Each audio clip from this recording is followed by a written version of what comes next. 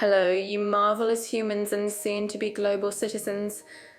Oh, it's your favorite sunshine, Mira, back in the studio. And I've got to tell you, my week has been a whirlwind of laughter-induced mine, I could tell you.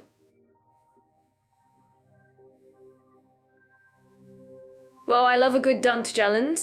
All the ink is challenge. Well, I saw this incredibly intricate traditional Romanian folk dance online.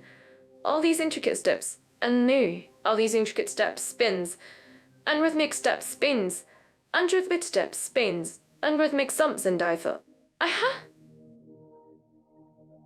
I can totally do that, but, picture this me. Mira, only you could turn a dance disaster into an aromatherapy session. Wow. I was starting to think you were auditioning for a one-woman show titled The Lentil Spattered Ballerina. Personally, my week involved a deep dive into the existential dread of a lentil corn coffee, which, for me, is far more tragic than any accidental fruit bombardment. But unlike you, I prefer my moments of self-inflicted chaos to remain true. Ideally, out of anyone's a me teach me a local jig. And I'm pretty me a local jid. Oh, come on, Leo. You and your coffee. It's like your entire personality hinges on that morning brew. But speaking of new experiences and maybe even some chicken avoidance strategies, we've got something really special brewed up for you today that might just top my lentil incident. Oh, for all of you out there, whether you're dreaming of a grand adventure, planning a long-term move, or maybe even considering marrying into a whole new culture, this podcast is your ultimate companion. We're diving deep into two incredibly distinct nations today that are sure to spark curiosity. Indeed, friends. We know many of you are scrolling through travel blogs, watching YouTube documentaries, or even just daydreaming over your morning coffee, hopefully a hot one. About where your next chapter might take you. And often it comes down to a tough choice. That's why from our cozy little corner of the internet, powered by some truly clever algorithms and sound wizardry from Jet-Off AI, we're here to cut through the noise. We're setting the stage for a comprehensive comparison that will answer almost every question tumbling around in your heads. We're going to tackle everything that makes these countries tick, from the rhythm of daily life to the flavors that dance on your tongue, from the cost of living to the joy of discovering new traditions. Wow. So, if you've been wondering, should I pack my bags for all unsteeped in ancient history and vibrant resilience, or for a nation pulsating with Gothic charm and bustling European energy? You're in the right place. We're here to help you navigate those delightful dilemmas. We'll be laying out the facts, sharing some truly unique observations, because let's be honest, I can't help myself in giving you the unfiltered truth about our chosen destinations. This isn't just a podcast, it's your personal compass for making some seriously big decisions. And hey, while you're here, don't forget to tap that like button and subscribe to our YouTube channel. It's like giving us a little nod of approval for all the questionable dance moves and lukewarm coffee confessions. Absolutely. Your likes and subscriptions help us bring you more of these adventures and discussions. Oh, and if you find yourself nodding along or laughing out loud, please tell us in the comments which country's vibe is calling to you.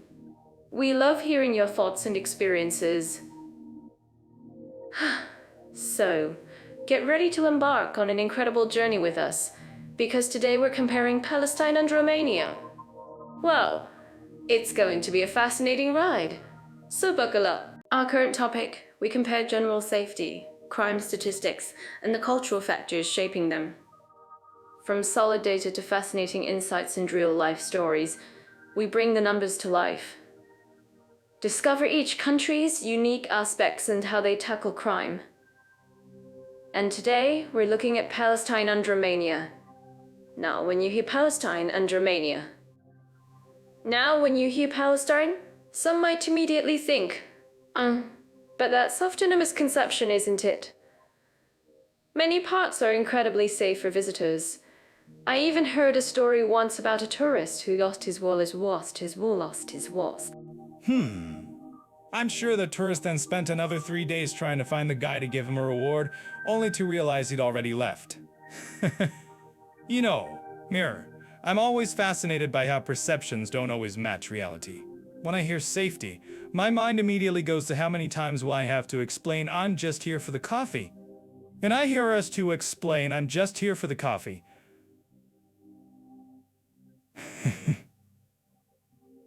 But seriously, with Palestine, it's a complex picture. My observational skills tell me that while the political situation is, shall we say...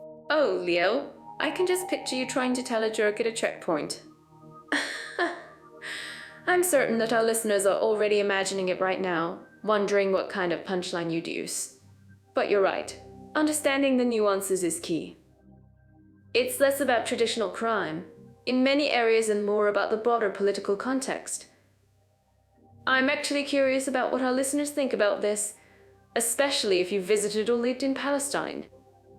Please share your experiences in the comments section on YouTube. Meanwhile, in Romania, I imagine it's a completely different vibe, right? Mysterious, yes, but probably less. Will I accidentally stumble into an ancient prophecy? And more, will my wallet accidentally stumble out of my pocket? And more, will my studies of human behavior tell me that in places like Bucharest, the biggest crime concern for tourists is often petty theft.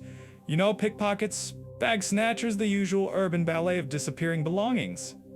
It's like they've perfected a silent disco of larceny. Wow, he sounds like he's preparing for a zombie apocalypse, not a casual stroll. Ooh, that's quite the defense strategy. But speaking of strategy, how do the local authorities in both countries handle these things? Because it's one thing to be careful yourself, but another to feel like there's a safety net, isn't it? I mean, in Palestine, with the community spirit, I can imagine people would look out for each other. It's like everyone's a neighborhood watch member, but without the matching vests. Without the vests, and probably with a better sense of humor. At Palestine, the community aspect definitely plays a huge role in deterring local crime. There's often a strong sense of collective responsibility and family honor, which can make people less inclined to commit crimes against their own. But when it comes to the broader security, which can make people less inclined to commit crimes against their own. But when it comes to the broader security, that's where things get complicated. That's where they did it areas and following local advice helps. Good to know. So it's less about charming old ladies returning wallets and more about official procedures. I'm thinking about those picturesque Romanian castles. Do you think the crime rates change once you step inside a Dracula-themed gift shop? How do these countries compare in terms of actual reported incidents? Because it's easy to assume things based on headlines, but the numbers can tell a different story. And our listeners who are planning to visit or relocate will want the real scoop.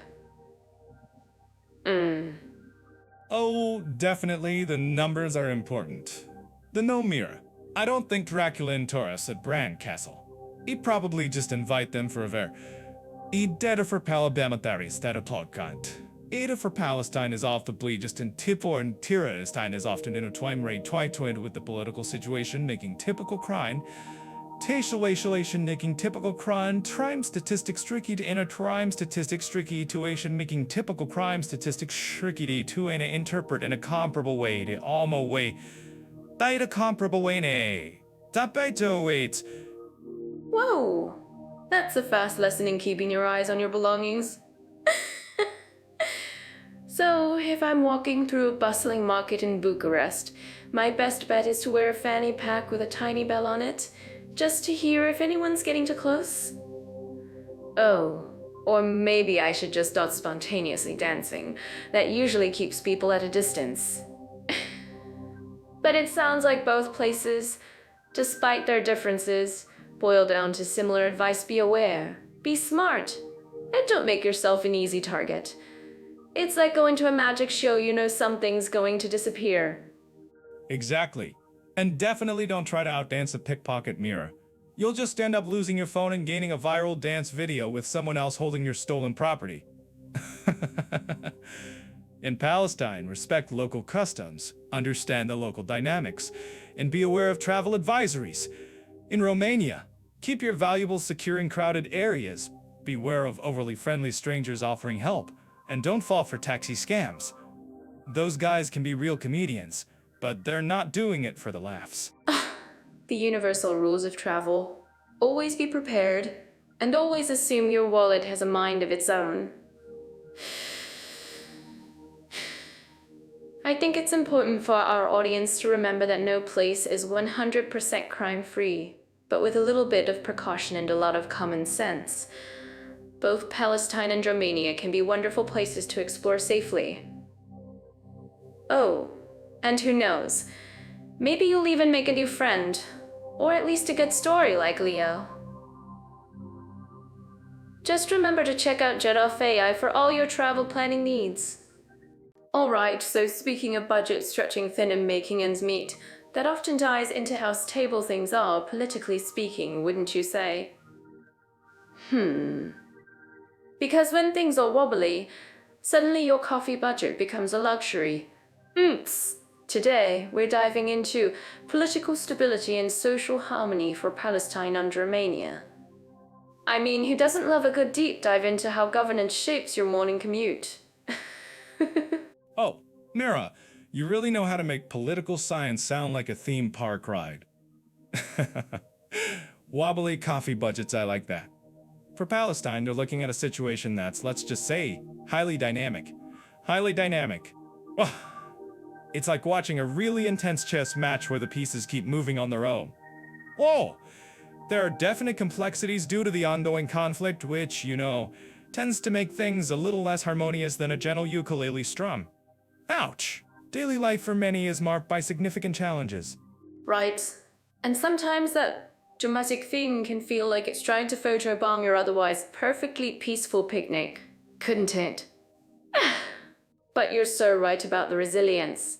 I've always admired how communities come together, focusing on what they can control.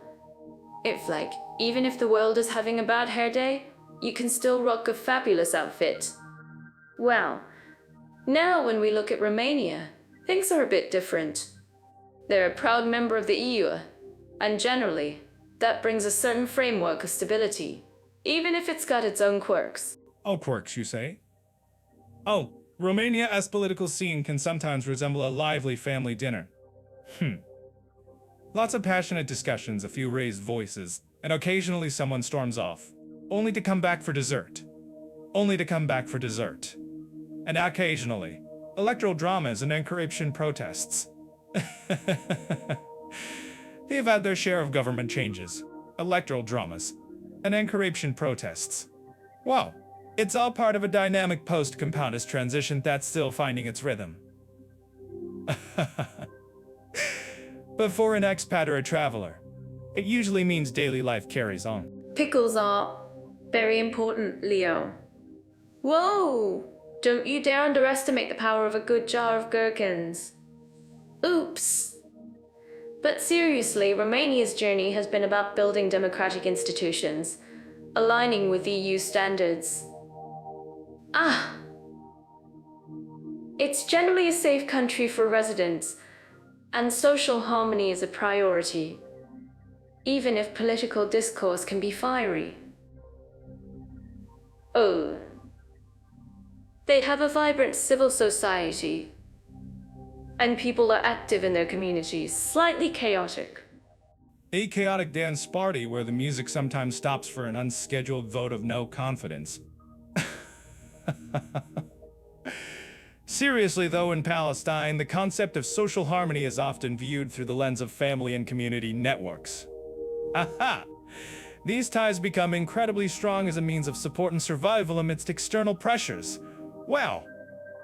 It's a deep-rooted collective spirit where people lean on each other.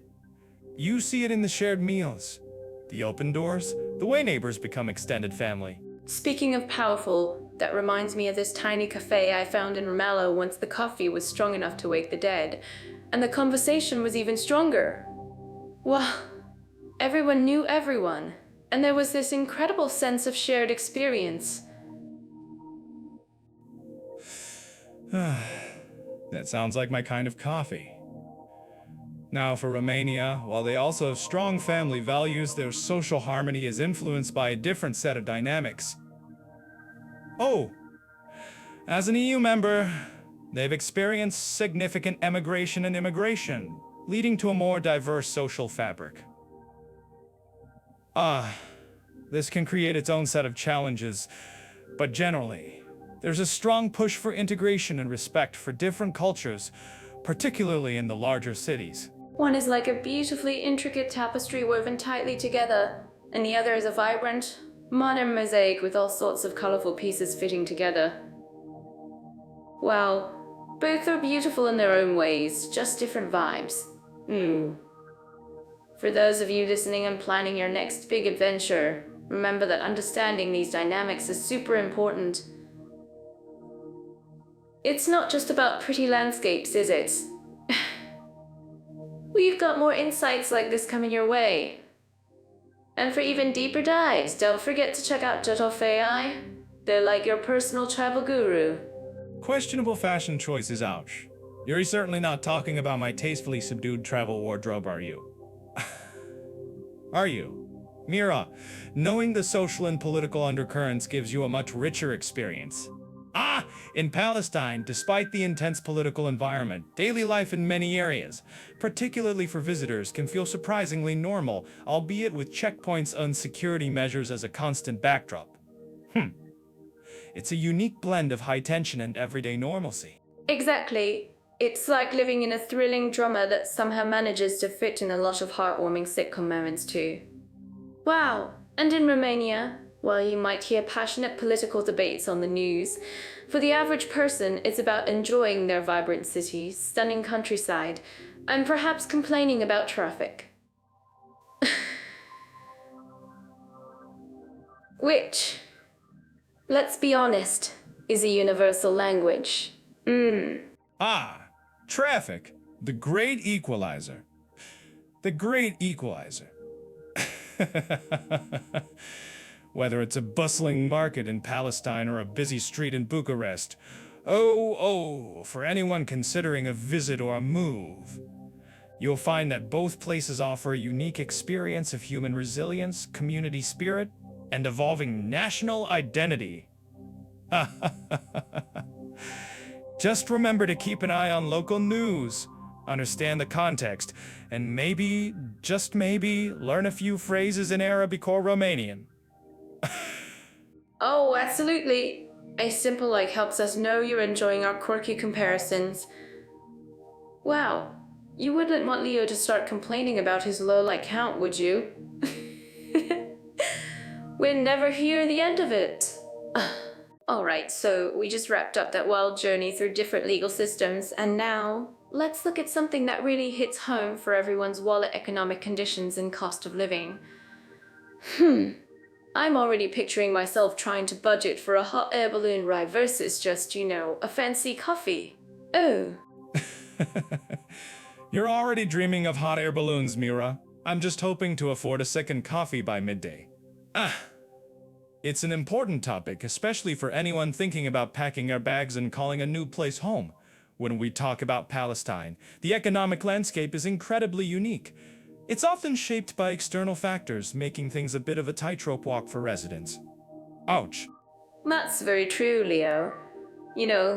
When I think about Palestine, the first thing that comes to mind is the sheer resilience of the people, despite the economic hurdles. Wow. The economy there is highly influenced by, complicated political situations and restrictions. Things like import-export movement can heavily impact daily life, turning a simple market trip into a strategic mission. I'm certain that our listeners living in this country would agree with me. Absolutely. And with the Israeli shekel being widely used, alongside some Jordanian dinar, it adds another layer to the financial picture. The job market, especially for expats, isn't always straightforward. Unemployment rates can be high, and many opportunities are in the public sector or through international organizations. It's not exactly a pick and choose your dream job scenario, more like a find your footing and build from there. Well, speaking of building, let's talk about Romania, where the economic vibe is definitely on a different wavelength. Oh, as an EU member, Romania has a completely different set of economic levers and, dare I say, slightly less complicated market dynamics. You see growth in tech, automotive, and tourism, which sounds a lot more like a bustling marketplace rather than a tightrope. Yeah, Romania is like that person who started out shy but suddenly became the life of the party. Their economy has really stepped up, attracting foreign investment in digital nomads. But of course, with that growth comes the cost. You can't expect champagne prices on a water budget, right? The Romanian leu is their currency, and while the cost of living is still generally lower than in Western Europe, it's definitely on the rise, especially in hip urban centers like Bucharest. Exactly.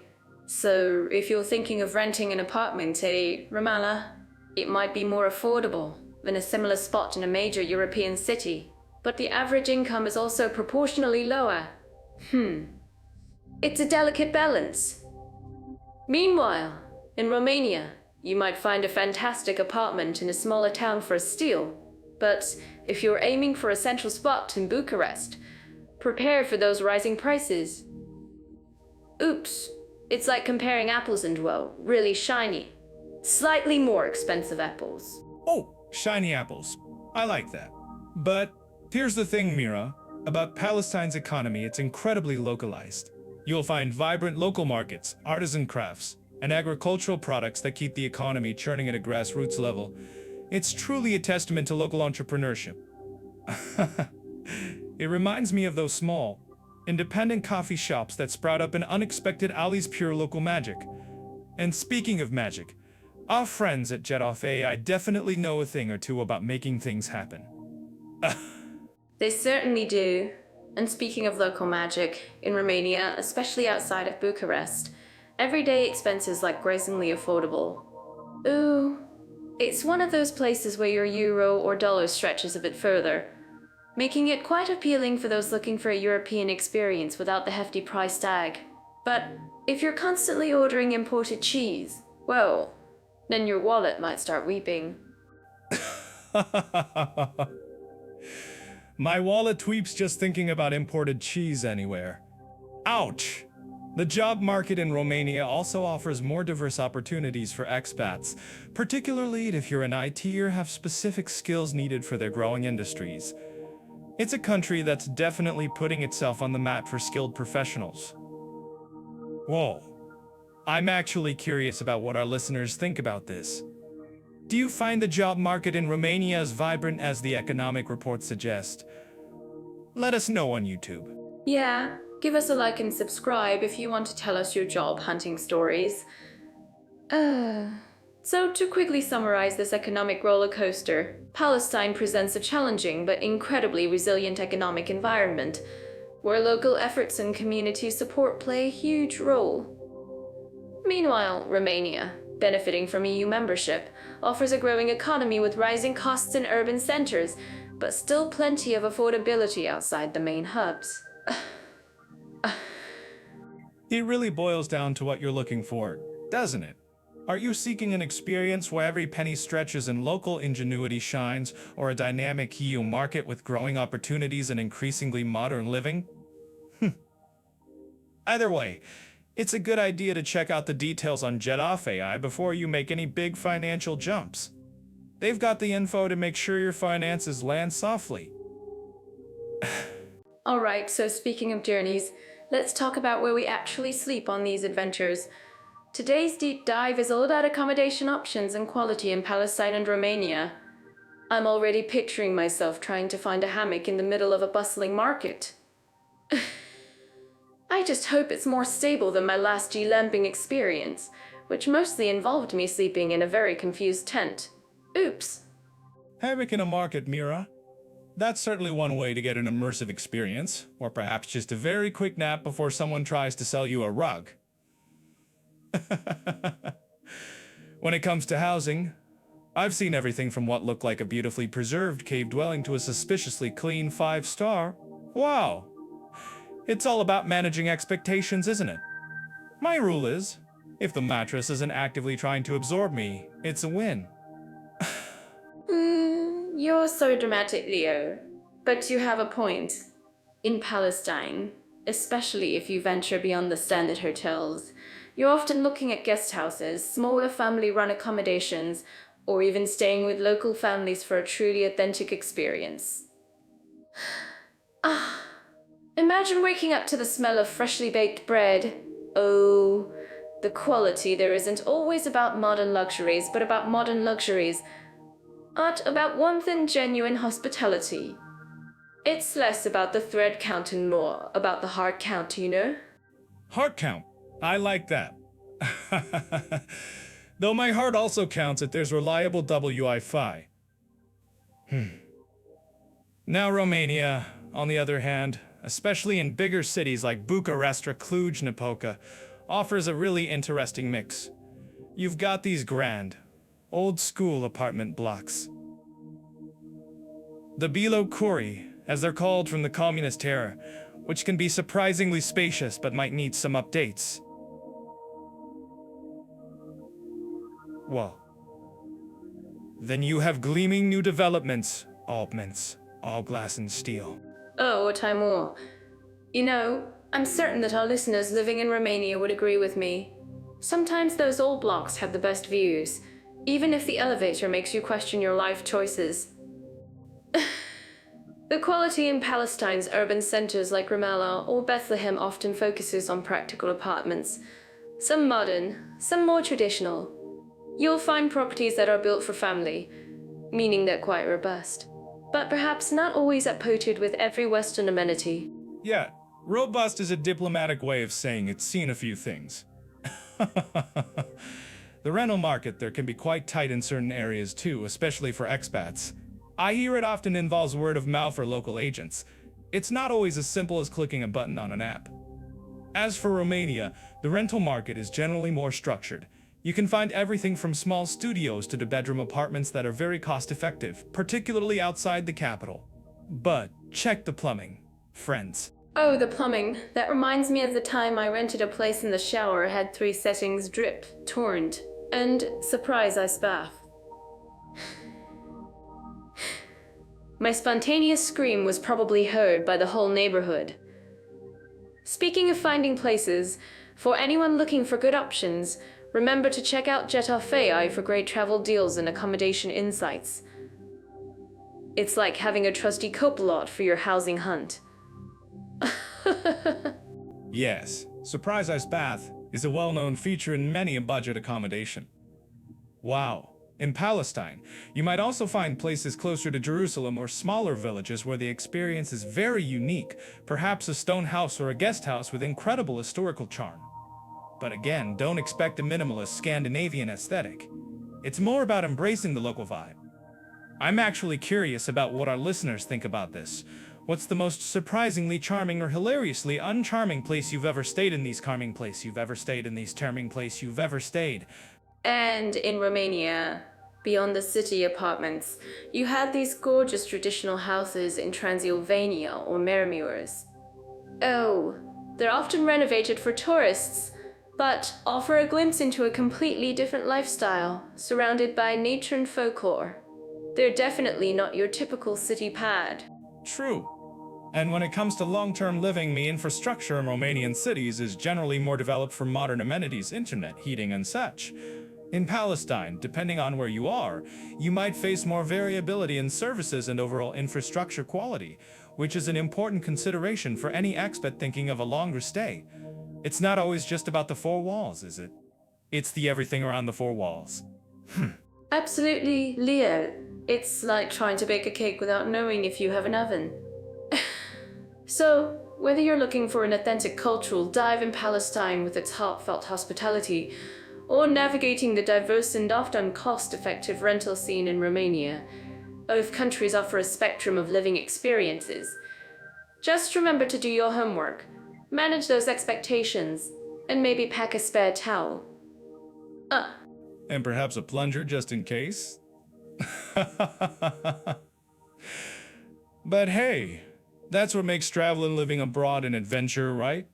The unexpected, the charming, the utterly ridiculous. It all adds to the story. All right, since we're diving into the delightful world of paperwork and waiting lines, which, if you ask me, are practically extreme sports, let's talk about the ease of visa, immigration, and official procedures for Palestine and Romania. I mean, who doesn't love a good pile of forms, right? Oh, Mir, you say delightful world. I hear a Kafkaesque nightmare where your passport might spontaneously combust from sheer bureaucratic overload. I've been in lines where I felt like I was aging in real time, like a documentary on human patience. And honestly, for Palestine, the ease part of that title might be doing some heavy lifting. Whoa. Oh, come on, Leo. Don't be so dramatic. But you're right, Palestine presents a unique challenge because, and here's the fun fact, obtaining a visa often starts with Israel. Aho! So, you're essentially dealing with two sets of hurdles, if you will, which can feel like trying to solve a Rubik's Cube blindfolded. Well, I'm certain our listeners who've tried to navigate this would probably agree, maybe with a few less hee-hees than me. Rubik's Cube blindfolded is a surprisingly accurate description. Ooh. Because entry into Palestine typically happens via Israel, foreign visitors are subject to Israeli visa policies first. That means the stamp in your passport, or often just a separate slip, is Israeli, not Palestinian. So if you're planning a longer stay or residency, it becomes a multi-large dance between the Palestinian Authority and Israeli civilian administration. Imagine trying to get to different choreographers to agreeographers to agreeographers to agreeographers. Wow, I multi-lodge dance. That's the perfect analogy, Leo. And let's not forget the checkpoints. You're trying to visit a friend, and suddenly, it's like a pop quiz on your life choices.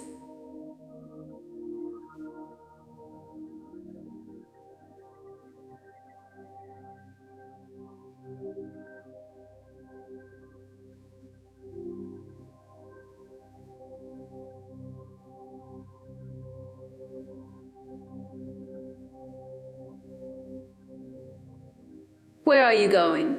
Why? What's in that bag? It's a test of Palestinian residents looking to systematically compare the politicianing the publicum comparing the indeed from vital hindi call planning the comparing the comprimiking the tally telling wearing out later family television with internet. Exactly, it's less a path and more a labyrinth designed by an overly enthusiastic puzzle master who ran out of coffee. The security considerations are paramount, and rightly so, but for an expat just trying to set up a life, it adds layers of unpredictability. You're essentially a guest in a house with several locks, and not all of them are on your side of the door. If you want to dig into the nuances of specific regulations, our friends at Jeddah I have some articles that might make your head spin. Oh, speaking of things that make your head spin, let's twirl over to Romania. Now, for EU citizens, it's usually a breeze. Pack your bags, show your ID, and poof, you're in. But for non-EU folks, well, it's more structured than Palestine. It still has its charming bureaucratic quirks. You know, those moments where you need a document, to get a document, to prove you're eligible for another document. Well, it's like a never-ending paperwork relay race. Yeah, Romania, being an EU member, means its visa and immigration policies largely align with Schengen area standards, even if they're still working on full Schengen integration for land borders. So for many, a Schengen visa gets you in for short stays. But for long-term residency or work permits, it's a bit more of a coffee and bring a good book kind of situation. But filling out forms, providing proof of funds, health insurance, criminal records. It's like they want insurance criminal records. Hey, at least Romania's forms are generally in Romanian and English, which is a big plus compared to some places where you're guessing what document number 7B actually means. And while it can be slow, I'm certain some of our Romanian listeners are nodding vigorously right now. It's usually clear, and there's a process. You just need patience, a good pen, and maybe a small snack for the queue. Exactly. The process might feel like watching paint dry, but at least the paint eventually does dry, right? The Romanian government has been trying to digitalize EE services, which helps, but some things still require that old school, in-person touch. So you'll still find yourself at a public office, perhaps waiting for your number to be called, wondering if they're actually calling numbers or just playing bingo with your fate. For non-EU citizens, getting a work permit often needs an employer's sponsorship. That's a crucial point, Leo. It's not just about wanting to move, it's about having a reason the country recognizes. And speaking of job hunting and moving, you guys should definitely check out Jet Off AI for global opportunities and insights, wink wink. But comparing the two, Palestine's situation is intertwined with a complex political reality that directly impacts immigration. Romania, on the other hand, operates within a more predictable, albeit bureaucratic, EU framework. So, one is an unpredictable puzzle. The other is a very long but solvable crossword. A very long crossword that occasionally has a typo, just to keep you on your toes. So, if you're dreaming of moving for Palestine, be prepared for significant hurdles and uncertainty, often dependent on factors beyond your control. For Romania, it's more about meticulous preparation and patience with the administrative pace. I'd say one requires the spirit of an intrepid explorer, and the other, the temperament of a saint with excellent organizational skills. Ooh. I'm definitely more of the intrepid explorer, but I might need a saint's patience for some of those cues. What do you guys, our amazing listeners, think? Which country sounds like a bigger bureaucratic challenge to you? Let us know in the comments below on YouTube. We love hearing your thoughts and, let's be honest, your own hilarious paperwork horror stories. Yes, your stories keep us humble, Mira. My coffee cup needs a refill after just thinking about all that paperwork. But hopefully this gives you a clearer picture of what to expect when it comes to visas and immigration in Palestine versus Romania. Absolutely. It's all about being informed, having a sense of humor, and maybe bringing a really big bag for all those documents. It's always a big concern, isn't it? A person's health is top of the list, especially when you're in a new country. Oh, when we talk about access to and quality of health services, it makes me think about those unexpected moments. Like the time I ate something so spicy my tongue felt like it was doing a salsa dance, and I genuinely wondered where the nearest clinic was. I'm picturing you trying to explain salsa tongue to a bewildered doctor. But you're right, Mira. Beyond the culinary adventures, healthcare is crucial, and it's certainly not a one-size-fits-all situation. For expats looking at places like Palestine and Romania, the systems are quite different, and that's putting it mildly. Absolutely. Speaking of unique experiences, let's start with Palestine. It's a place with incredible resilience, and their healthcare system reflects that. They have public and private hospitals, and a lot of the services are provided by NGOs. But it's not always easy, especially with movement restrictions or access to specialized care. Heart and probably an army of dedicated individuals who've mastered the art of creative problem solving. Wow. As an expat, you'd quickly learn that navigating the system means understanding those unique logistical puzzles. You might need international health insurance, or at least a good sense of humor, to get through it. I'm certain that our listeners living in Palestine would agree with me on that point. You always find a way to make even bureaucracy sound like a comedy sketch, Leo. But that's exactly it. Patience is key. And honestly, the doctors and nurses I've heard about often go above and beyond. Well, they're like medical superheroes, working with what they have to help people. It's truly inspiring. Oh. Yeah, well, I imagine some of those doctors probably need a good coffee or 3 after a shift. Now, let's look at Romania. It's part of the EU, so you might expect a more standardized system. They have a public health care system funded by mandatory health insurance, and also a growing private sector. Right. And the private sector in Romania is really something else, Leo. Oh, you see these super modern clinics, state-of-the-art equipment, and sometimes you feel like you're walking into a sci-fi movie set. Wow, it's fantastic for expats who can afford private insurance, offering quicker appointments and English-speaking staff. So, basically, if you have a slight sniffle in a public Romanian hospital, you might wait 3 days and then find the doctor only speaks Dracolish. Oops. But if you go private, they'll roll out a red carpet and offer you a latte before your consultation. It sounds like a tale of two hospitals, doesn't it? There's a kernel of truth there. But the public system faces challenges like underfunding, brain drain of medical staff. It's still accessible if you're contributing. It's just that the experience might vary wildly. So, if you're an expat, choosing between public and private is a real consideration. If you're watching this on YouTube, let us know in the comments if you've experienced this difference firsthand. Oh, I'm sure someone's out there saying my public hospital experience involved a pigeon in the waiting room, and my private one had a piano. But comparing accessibility, Palestine faces external hurdles that significantly impact service delivery, making every medical visit a logistical triumph. Meanwhile, Romania's challenge is more internal, with a clear divide between the sometimes strained public system and the gleaming private facilities. It's like comparing a valiant scavenger hunt to a rather Extalides. That's a clever way to put it, Leo. And when it comes to costs, that's another big one. In Palestine, while public and NGO services exist, specialized treatment can be very expensive, especially if you need to travel to East Jerusalem or more abroad.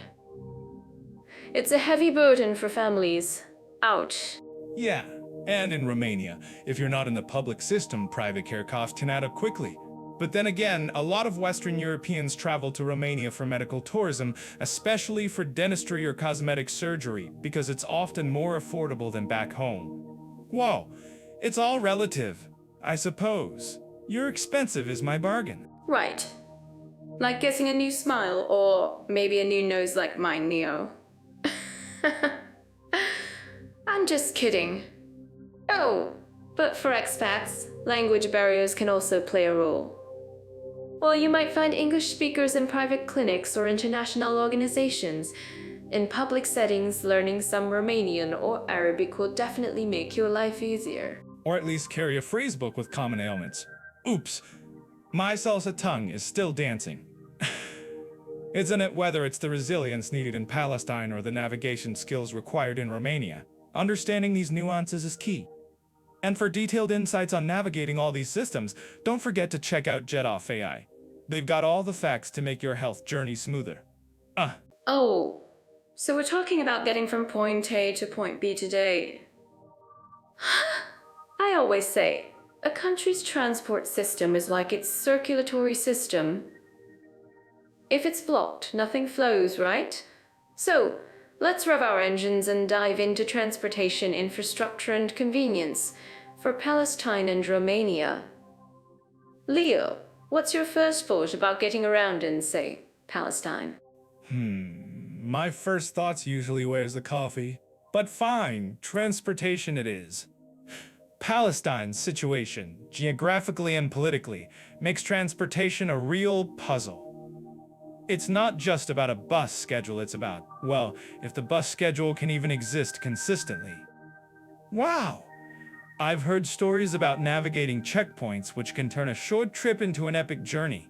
It's less a flow and more a stop, wait, maybe flow a little, then stop again situation. Oh, that sounds like a constant game of, are we there yet? For adults. Speaking of games, I once got so lost in a city that I ended up playing charades with a taxi driver just to explain where I wanted to go. Oops. But seriously, the checkpoints must add a huge layer of stress. How does that affect, say, public transit between cities in Palestine? Public transit in Palestine between cities often relies heavily on shared taxis called service. Think of them like a very organic, less formal bus system. You hop in, wait for it to fill up, and off you go. Road quality can be quite variable too. Some stretches are decent, others, well, you might feel like you're training for an off-road rally.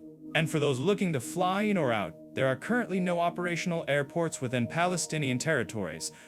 You typically use airports in neighboring countries. Wow, no airports at all? Wow, that definitely makes things a bit more challenging for internal travelers. It's like having a grand feast but no spoons, right? So, while Palestine seems to have its unique set of logistical hurdles, what about Romania? I've seen some stunning pictures of their landscapes. I imagine the roads must be quite an adventure. Romania. A country where the roads can sometimes feel like a philosophical journey full of unexpected twists and turns, some enlightened stretches and others that make you question your life choices. Their road network is expanding with more motorways appearing, but outside the main arteries, you might still encounter some character-building road surfaces. Ouch! It's better than it was, but still a bit of a patchwork quilt. Their rail system is extensive, covers a lot of ground, but don't expect bullet train speeds, it's more of a scenic. A scenic, contemplative pace sounds lovely, as long as I have my snacks in the good playlist. Ooh, it's like those old movies where the journey is half the fun, right? But what about urban transport in big Romanian cities like Bucharest?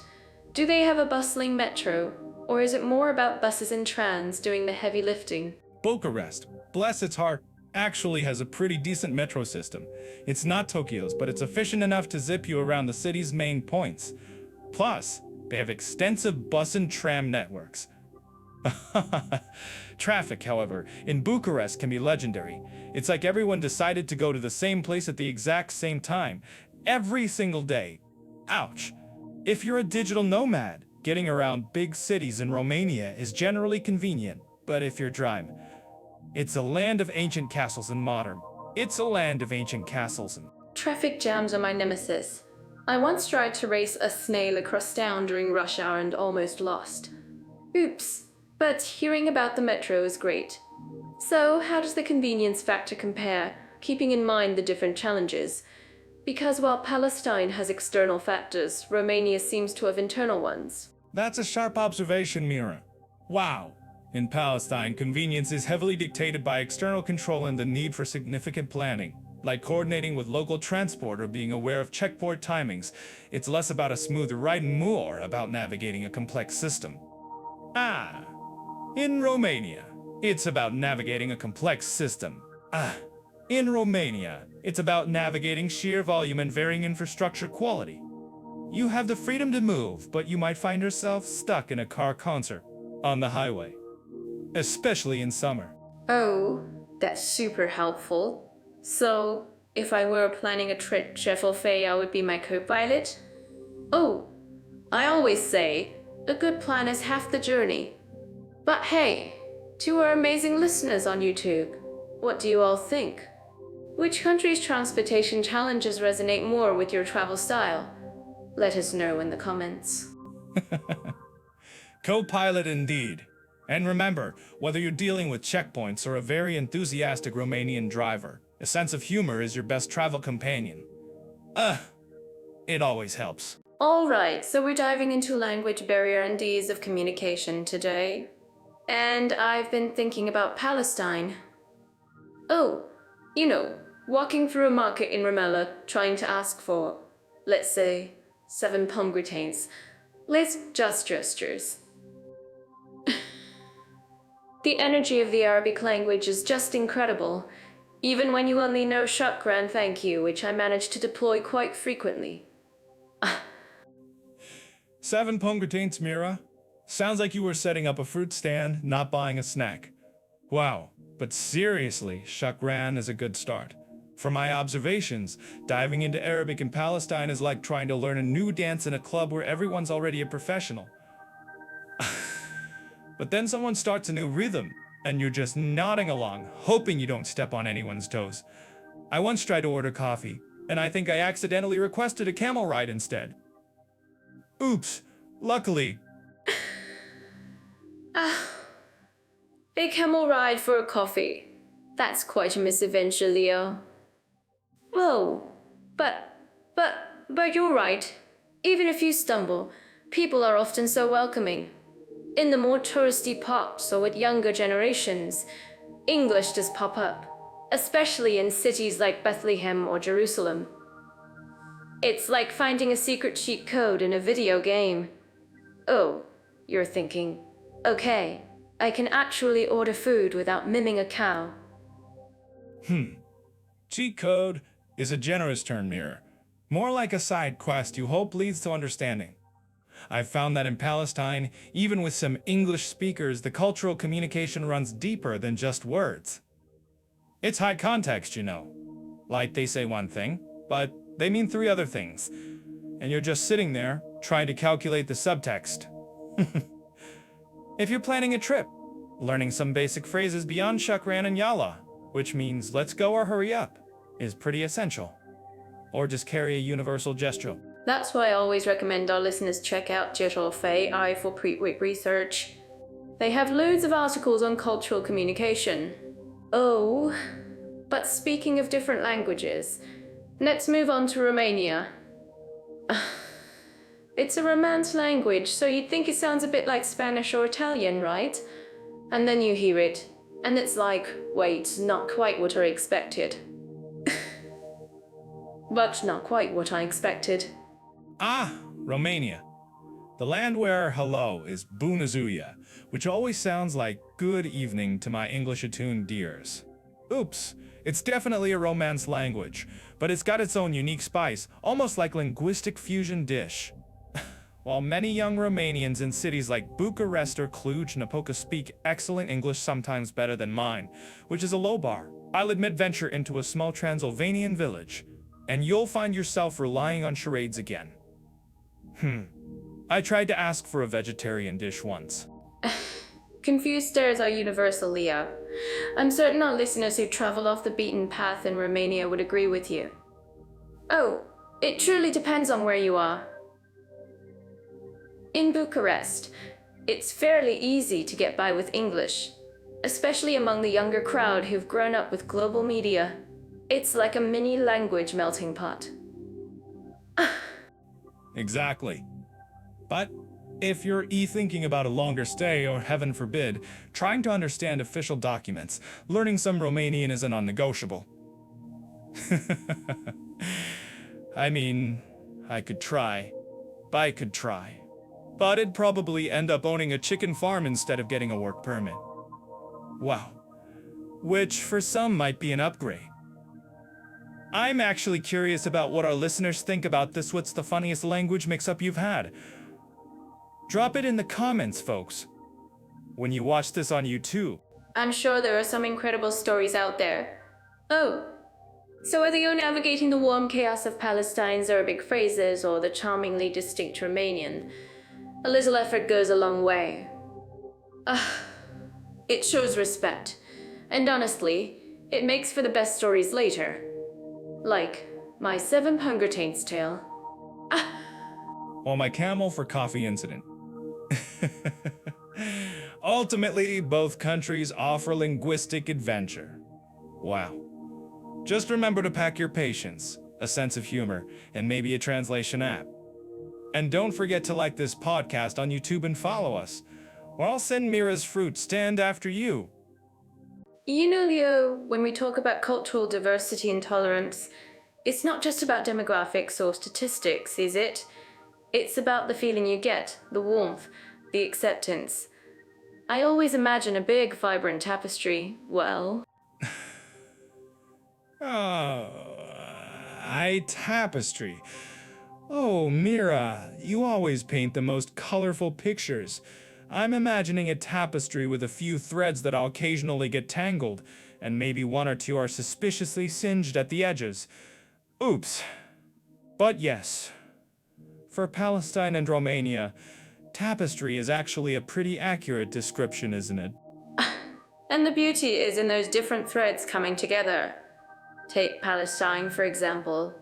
You have this incredible blend of Arab, Muslim, and Christian communities living side by side, sharing traditions, even celebrating each other's holidays. I'm certain our listeners living there would agree with me.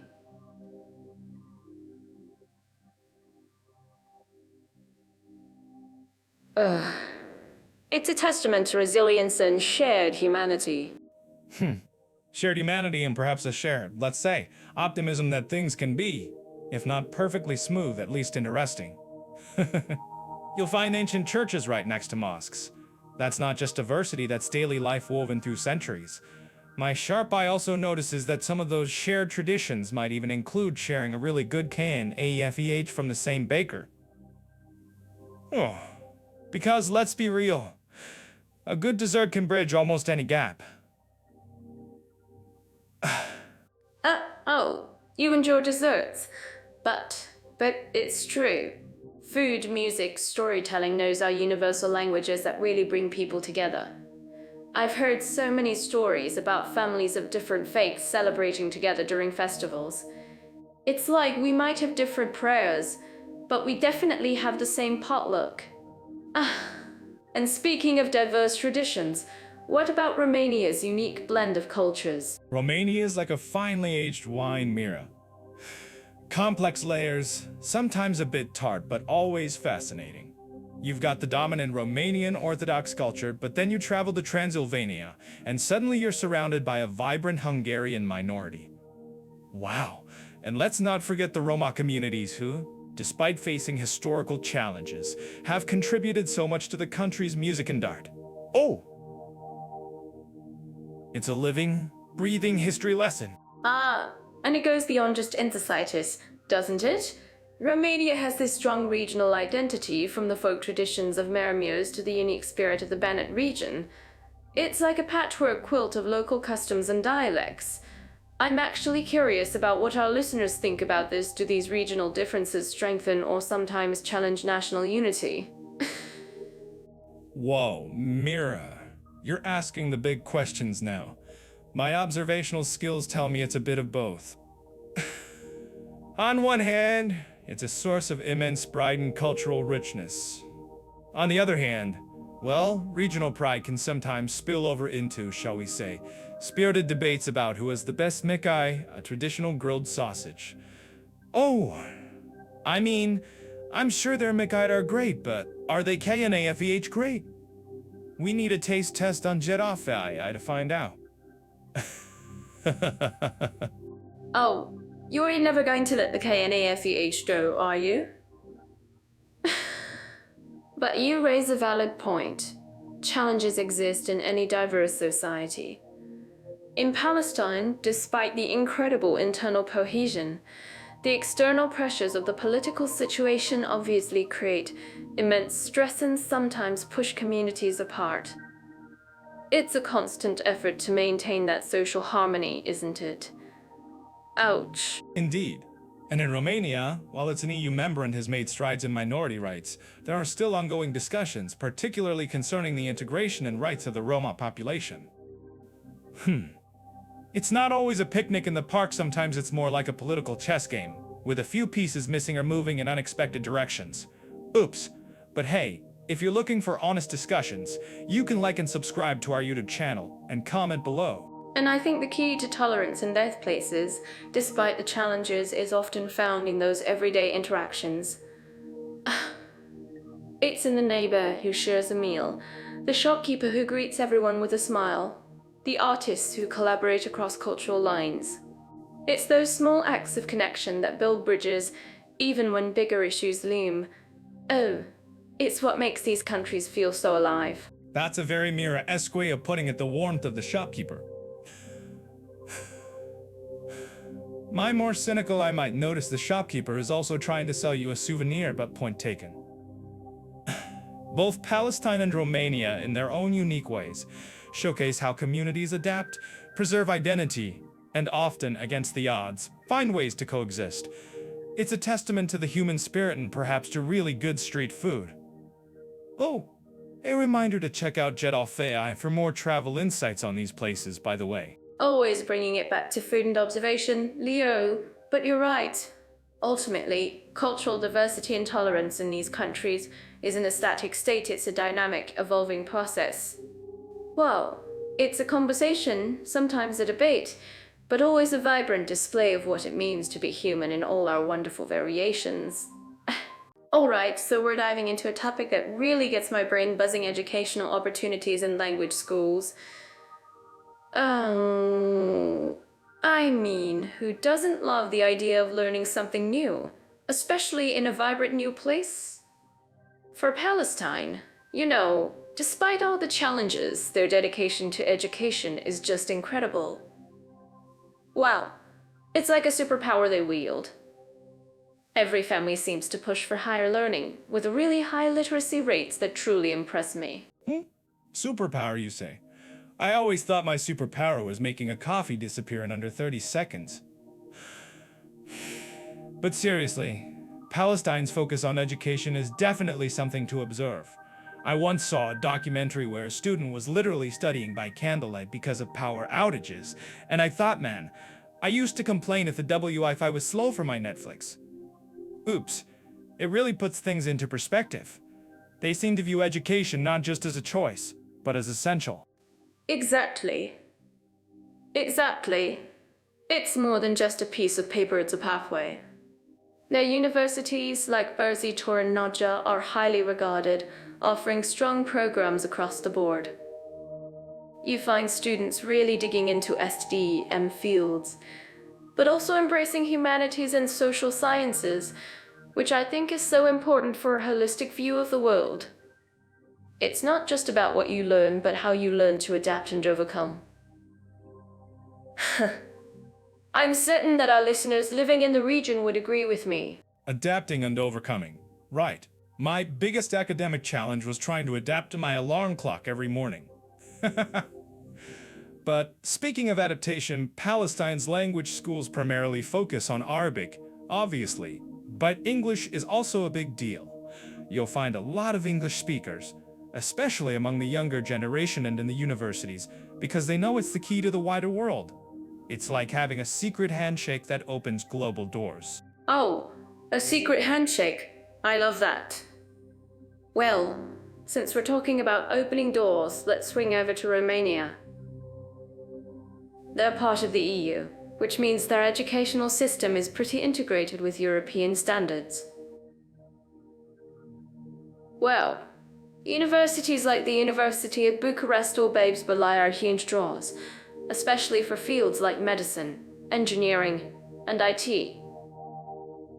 They get tons of international students, almost like a global student exchange program, but for serious degrees. Right, serious degrees. I just imagine a fresh-faced student arriving in Bucharest, thinking, I'm going to be a world-renowned surgeon, while I'm still trying to figure out how to fold a fitted sheet. While allowing students to hop between countries like I hop between coffee shops.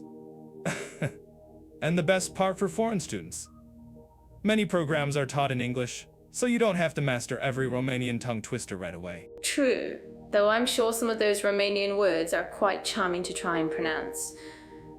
For language schools, outside of their official language, Romanian, you'll find a strong emphasis on English, French, and German.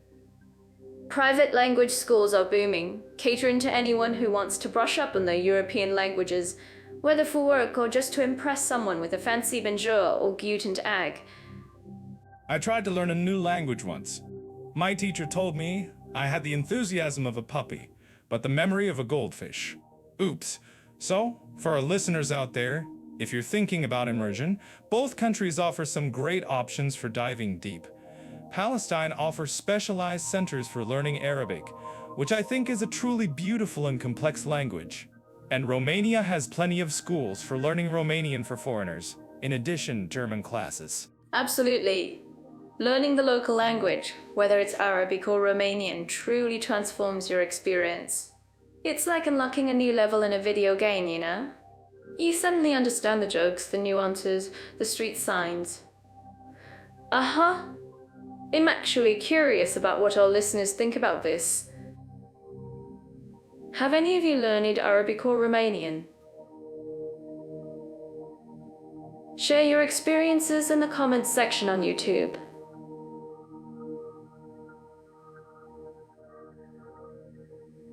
And hey, while you're there, a quick like and subscribe by Jet of AI. So, I think that we can talk to that. Mir, you're always ready with the call to action. But she's right, your feedback fuels us. Thinking about these two countries, the Doctor for Education in Palestine is incredibly resilient, often overcoming significant obstacles, while Romania, with its CU ties, provides a more structured and diverse European academic landscape. It's fascinating how different paths can lead to the same destination of knowledge. Wow, that's a profound way to put it, Leo. And speaking of paths, if you're ever looking for more details on these educational routes, or just trying to navigate your next big move, remember to check out Jet of AI for some expert guidance. They help simplify the complex stuff. But really, it's inspiring to see how both nations value learning, even if their circumstances are vastly different. It is inspiring. You know, I once tried to teach myself a new coding language online, and after 2 hours, my brain felt like it had run a marathon while wearing roller skates. Ouch. So for anyone seriously pursuing education in either Palestine or Romania, you've got my respect. It takes dedication, a lot more than I usually muster for a Tuesday morning. Speaking of journeys that can really shift your perspective, let's talk about climates. Wow, I've been dreaming of feeling the unique warmth of Palestine. It's like the sun gives you a gentle hug most of the year. You get these long, warm summers, perfect for endless explorations, and then these lovely, mild, rainy winters. It sounds like a dream for someone who loves sunshine. But can you believe it can actually snow in the highlands around Jerusalem? Whoa, I just imagine bundling up in a scarf one day, and then swimming in the Dead Sea the next. Gentle hug, you say. More like a relentless, inescapable squeeze in some parts if my travel notes are anything to go by. Palestine's climate certainly keeps you on your toes. Contrast that with Romania, where Mother Nature clearly can't make up her mind. Wow. 1 minute it's scorching heat in the summer that makes you question all your life choices, and the next it's winter so cold you'll feel like a character in a bad B movie about a snow monster. Ouch, we're talking distinct for seasons, Mira. Not some gentle weather flirtation. Oh, Leo, you always find a way to make even sunshine sound like a conspiracy against comfort. But that's what's so fascinating about Palestine, right? It's not just one uniform climate. You have the Mediterranean coast with its lovely sea breezes. But then you head east into the Jordan Valley, and it's like a whole different planet, just as you said.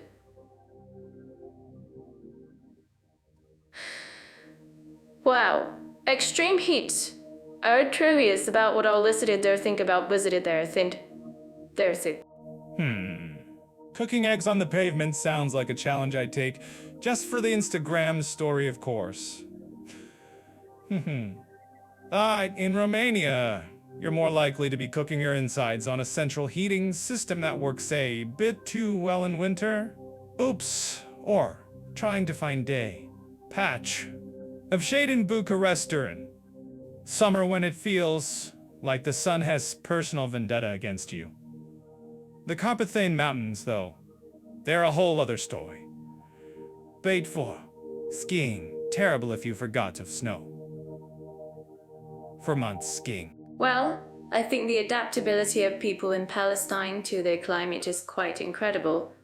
Oh, they've got these ancient traditions of siestas in the afternoon when the sun is highest, and their homes are often built with thick stone walls to keep them cool.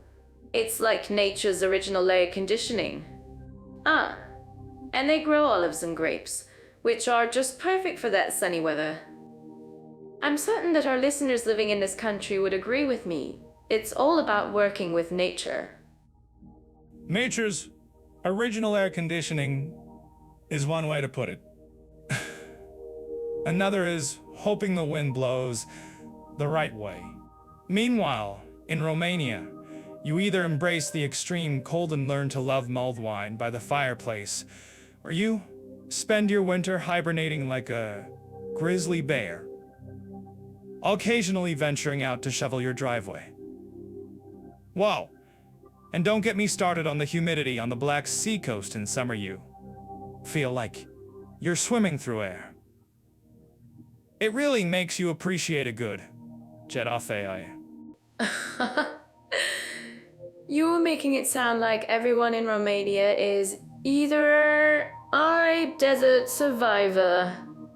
But I bet those crisp autumns are beautiful with the leaves changing colors, right? Oh, and spring must be bursting with life after those long winters. It's a different kind of beauty than Palestine's golden hues, but equally charming.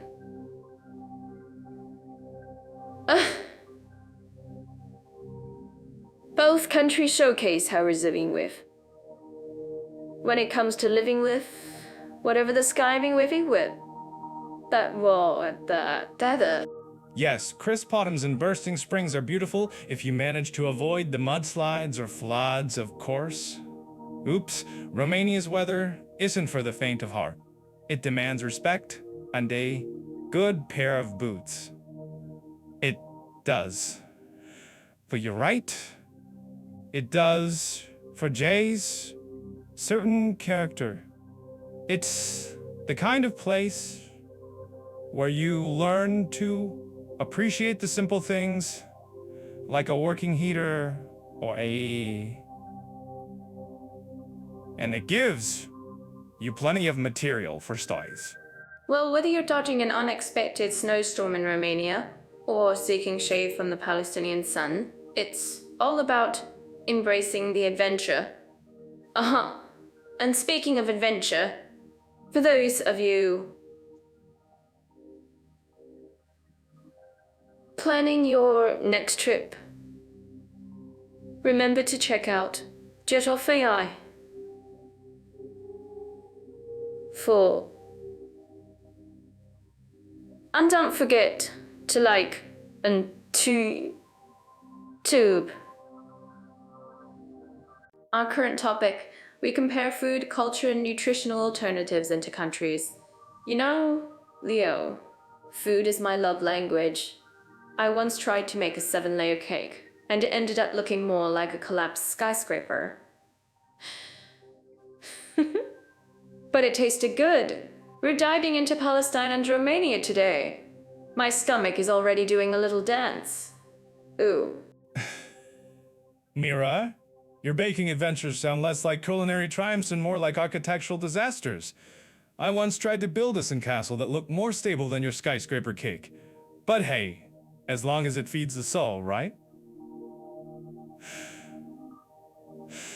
Speaking of feeding the soul, let's talk about Palestine. A place where the flavors tell stories older than my last stand-up joke. Oh, Leo, don't you dare start with your stories older than your jokes routine again. Anyway, Palestine's food culture is just bursting with freshness and generosity. In rich olive oil, vibrant herbs, and sun-kissed vegetables. I'm imagining a huge emek luba with layers of rice, meat, and fried vegetables, flipped upside down with a flourish. It's like a culinary magic trick. Ugh. A culinary magic trick, indeed. Though I once saw a magician accidentally set his hat on fire, so let's hope the Amekuluba doesn't involve any unexpected pyro. You're right though, Palestinian cuisine leans heavily into those fresh, Mediterranean ingredients. It's often very naturally friendly to those seeking plant-based options, without even trying. Lots of legumes, grains, and those gorgeous seasonal vegetables. It's like healthy eating before healthy eating was a trendy hashtag. Exactly. I'm certain that our listeners looking for delicious vegetarian or vegan meals would find so much joy in Palestinian kitchens. Imagine a warm bowl of lentil soup or a plate of MUJ or lentils and rice with caramelized onions. Oh, it's comfort food that also happens to be packed with goodness. I once tried to caramelize onions for an hour, and they still ended up burnt. Oops. My culinary skills are more for appreciating than creating and creating. Your burnt onions are probably a metaphor for my dating life, Mira. Thanks for the visual. But yes, the intentionality of their plant-based dishes is truly remarkable. Now, shifting gears to Romania's food culture. When I think of Romanian cuisine, my brain immediately goes to hearty and robust. It's not about light salads, folks, it's about meals that stick to your ribs and make you want a nap afterward. A nap afterward? Oh, I love a good food-induced nap. Romania's dishes have this wonderful, comforting quality, don't they? Like sarmale, those cabbage rolls stuffed with minced meat and rice, simmering away. Or mamaliga, the creamy polenta that feels like a warm hug. Wow. It's like grandma's cooking for you, even if you don't have a Romanian grandma. Oh. And those grandmas definitely don't skimp on the meat, Mira. Yeah, you're talking about sarmale, which is usually meat heavy. Then there are mikai, those grilled skinless sausages, which are practically a national institution. For nutritional alternatives, a traditional Romanian meal might pose a bit of a puzzle for our vegetarian or vegan friends. I'm not gonna lie, it's like trying to find a quiet corner at a rock concert. Absolutely. Things are always changing. While traditional Romanian food is definitely rich, modern Romanian cities are becoming much more diverse. You can find delicious vegetable-based soups, like CIO or BAD legume or creative salads. And hey, even mamaliga is vegetarian. You just skip the cheese and sour cream. Aha! It's all about adapting, isn't it? If you think this is wrong, please let us know in the comments section on YouTube. We love hearing your perspectives. Adapting, or as I call it, strategically avoiding meat products in a country that loves them. I actually found some incredible vegan cafes in Bucharest last time. It seems the younger generation is slowly introducing nutritional alternatives to their parents who probably still think a salad is just a side dish for more meat. Wow, it's a culinary evolution. A culinary evolution? I love that. And speaking of evolution, the way food brings people together is universal.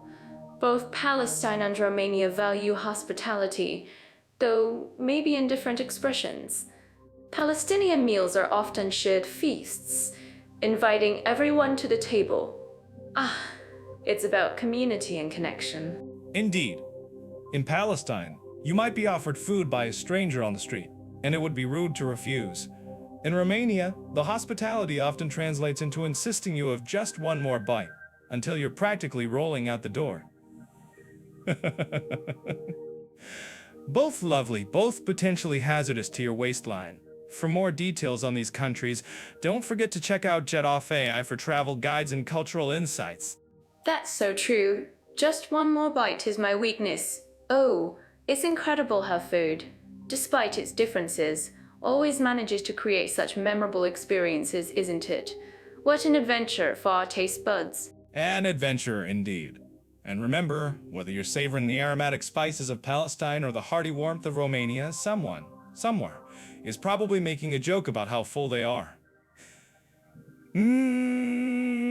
It's the universal language of a satisfied stomach. What a journey we've been on with these comparisons, huh? I was just thinking, after talking about all that food, my brain's ready for a history lesson that doesn't involve me accidentally eating something questionable. Today, we're diving into historical, cultural, and artistic values for Palestine and Romania. I mean, talk about the places brimming with stories. Wow. Mira, accidentally eating something questionable is half the fun of travel, isn't it? My stomach has a whole museum of questionable street food memories. But you're right. This next topic is a deep dive. Palestine and Romania's historical, cultural, and artistic values, it's like trying to fit an ocean into a teacup. Jedaffe, I loves uncovering stories like this. And honestly, so do I. Right. And to start, let's look at Palestine. Wow. I mean, it's literally a cradle of civilizations, a crossroads of religions: Christianity, Judaism, Islam. Think about Jerusalem, Bethlehem. The historical layers are just mind-boggling. You've got ancient cities like Jericho, said to be one of the oldest continuously inhabited places on Earth. Can you imagine the stories those walls could tell? Oh. I'd probably write a stand-up routine about a disgruntled Jericho wall, complaining about all the historical drama it's witnessed. But seriously, the sheer depth of history there is astonishing. And culturally, Palestine has such a rich tapestry. The traditional dab cadence, the intricate T8 Reezy embroidery, it's not just pretty patterns, it's identity woven into cloth. You can see so much of their resilience in how they preserve these traditions. Absolutely. And the music, with the OUD and traditional instruments, it's just soulful. Oh, then you have their literature and poetry, like Mahmoud Darwish's words just paint pictures. Well, the way they use art to express their narrative, it's incredibly powerful. You know, sometimes I think about how much creativity comes from places with such complex histories. It's almost like the challenges fuel the art.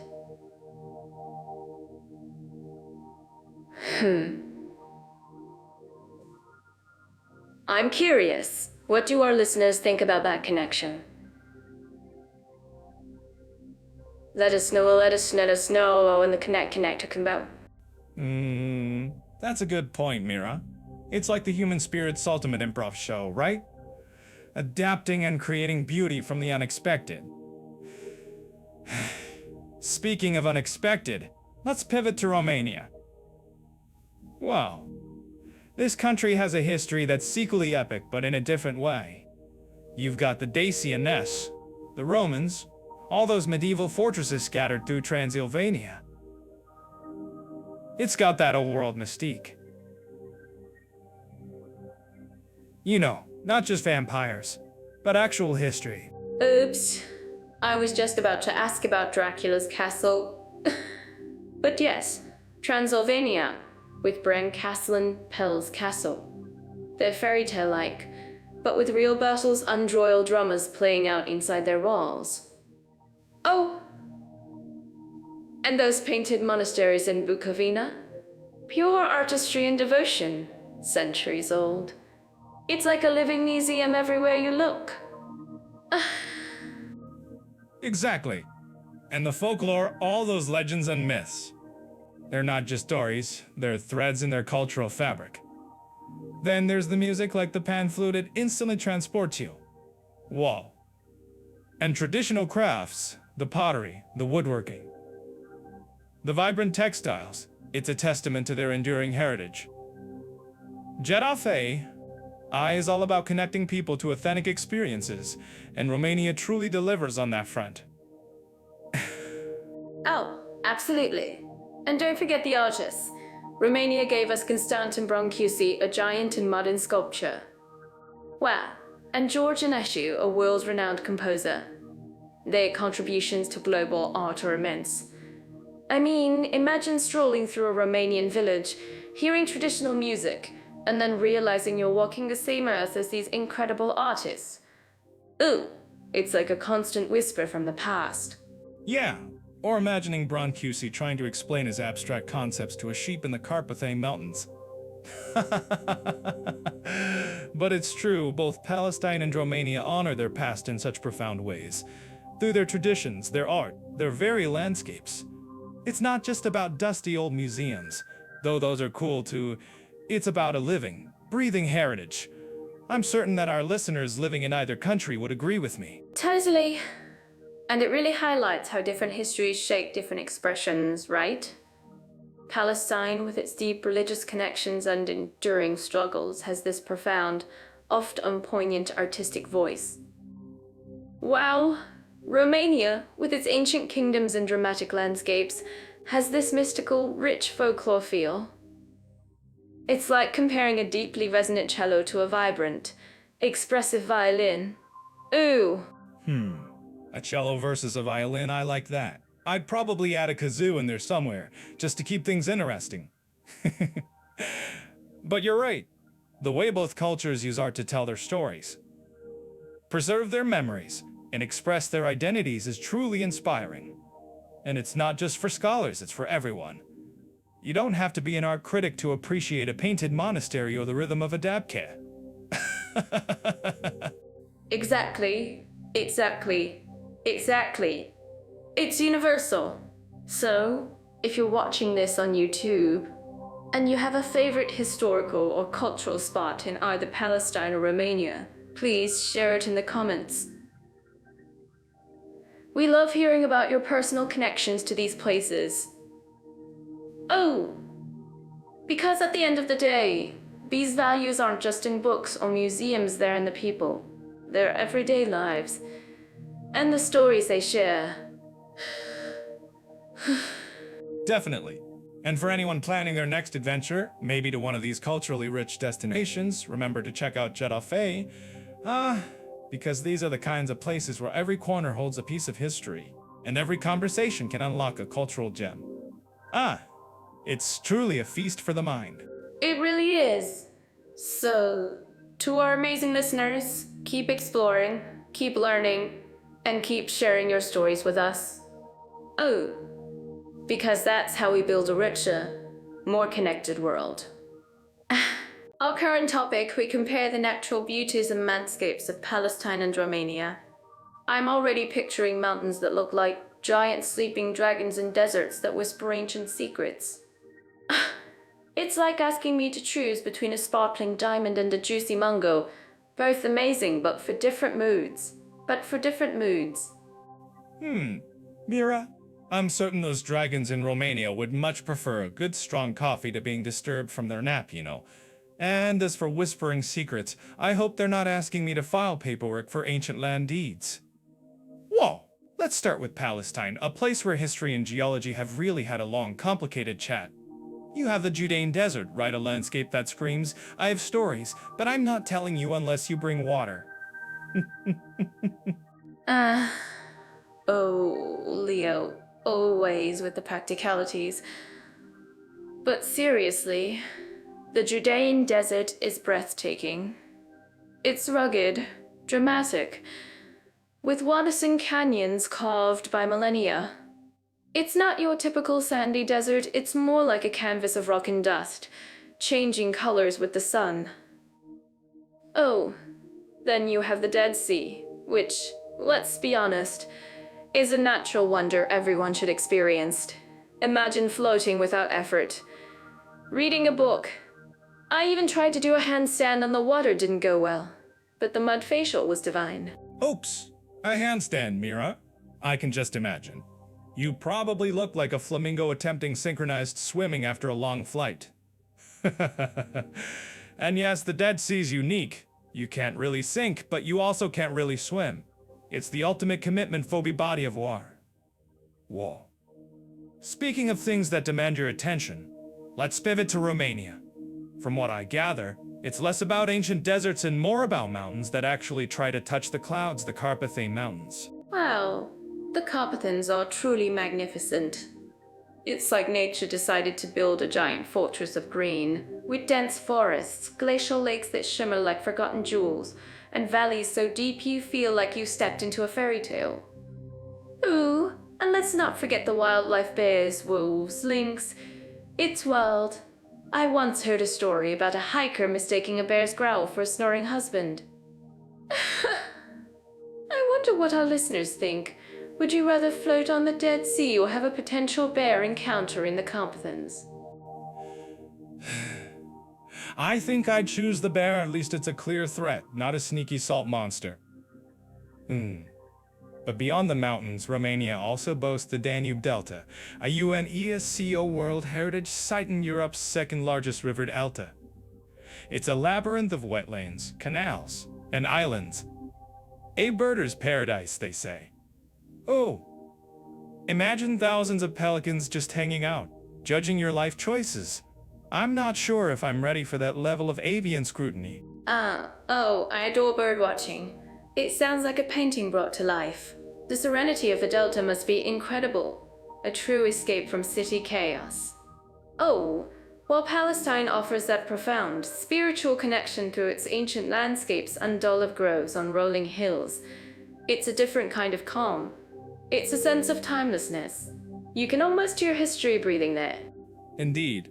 Palestine's hills, like those around Bethlehem or Hebron, are dotted with olive trees that could probably tell you stories from 1,000 years ago, if they weren't so busy producing delicious oil.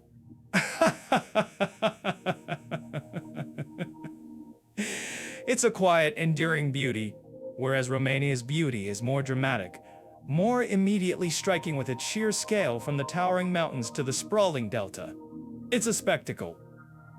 Wow. Speaking of spectacles, sometimes the simplest things are the most beautiful. In Palestine, even a small patch of wildflowers blooming in spring against a rocky backdrop can feel like a miracle.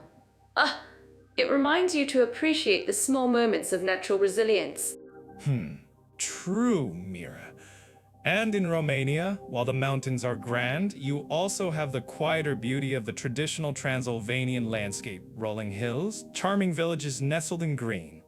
It's a pastoral dream, almost too perfect, like a postcard. Both countries, in their own unique ways, offer incredible escapes. If you're looking for that profound.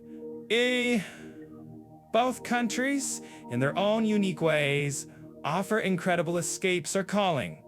If you want rugged wilderness and lush, vibrant ecosystems, Romania's waiting. Absolutely.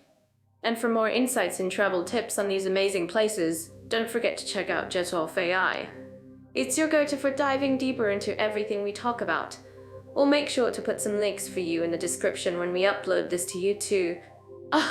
So, whether your adventurous spirit leans towards the ancient deserts and buoyant waters of Palestine or the misty mountains and bustling deltas of Romania, both promise scenes you won't forget. Wow, it's not a competition, it's a buffet of natural beauty. Let's move on to our next exciting segment, because my inner adventurer is already doing cartwheels. Today, we're diving into sports, activity, and adventure options in Palestine and Romania. I'm practically bouncing in my seat thinking about all the cool stuff we're going to uncover. Wow. Mira, your inner adventurer probably needs a helmet, just in case those cartwheels go awry. Oops, speaking of needing protection, let's talk about Palestine first. When you think sports there, soccer or football, as the rest of the world calls it, really takes center stage. It's not just a game, it's a huge part of the community, bringing people together. Absolutely. Football is more than just a sport, it's a passion. A gathering point for families and friends. I'm certain that our listeners living in Palestine would agree with me that the energy in a stadium, even for a local match, is electric. Well, beyond that, I hear there are some great hiking trails, especially around historic sites. Imagine walking through ancient landscapes, seeing history come alive with every step. You might even feel like an ancient explorer, just without the dusty map. Hiking through history sounds poetic, Mira. Personally, I'm more of a sit on a rock and observe people who are hiking kind of guy. But you're right, Mazar Ibrahim, an Abraham Path, offers incredible long-distance trekking. Whoa, It's less about extreme sports and more about connecting with the land, walking through olive groves, and experiencing local hospitality. Oh, though, I'm pretty sure if I went, I'd somehow end up being offered tea in every village. And by the end, my hiking would turn into a tea tasting marathon. A tea tasting marathon actually sounds pretty good to me, Leo. Oh, it's so vital to experience the local culture that way. And when it comes to activities that connect people, I've heard that traditional Palestinian dances are a huge part of social gatherings. Well, everyone gets involved, from the little ones to the grandparents, celebrating together. That's a different kind of activity that truly moves your spirit. Moving your spirit or moving your feet until they ache? I imagine it's quite the workout. From what I've observed, there's also a growing interest in things like martial arts and even some rock climbing in certain areas, for those who want a bit more of a physical challenge. Oh. It's less about grand, flashy adventure tourism, and more about organic, community-led engagement. Haha. It's like, we might not have bungee jumping off a skyscraper, but we've got mountain G jumping off a strong sense of unity. Well, speaking of mountains, let's zip over to Romania. Oh, my imagination immediately conjures up images of the Carpathian Mountains, full of dense forests and stunning peaks. Well, for anyone who loves the outdoors, this place sounds like an absolute paradise.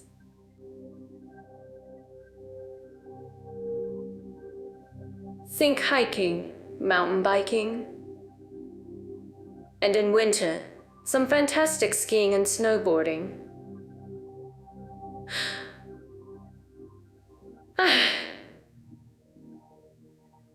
I bet the views from the slopes are just breathtaking. Breathtaking, or just making you gasp for air because you're out of shape, Mira. The Carpathians are definitely a playground for outdoor enthusiasts. You've got places like Poiana Brasiv for skiing, which is quite popular.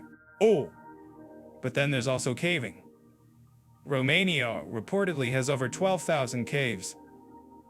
Whoa, that's a lot of underground exploring. Just don't forget your flashlight, unless you're hoping for a spontaneous vampire encounter. On a serious note, remember. Leo, you always have to bring the vampires into it. But you're right. Caving sounds like an incredible, unique adventure. Imagine discovering hidden underground lakes and ancient formations. Wow. And if you prefer water adventures, there's rafting on rivers like the JIU. I can practically feel the spray on my face. I'm actually curious about what our listeners think about this. What's the craziest underground or river adventure they've ever had? Tell us in the comments below, so we can all be amazed. Crazy adventures usually involve me trying to cook in a hostile kitchen.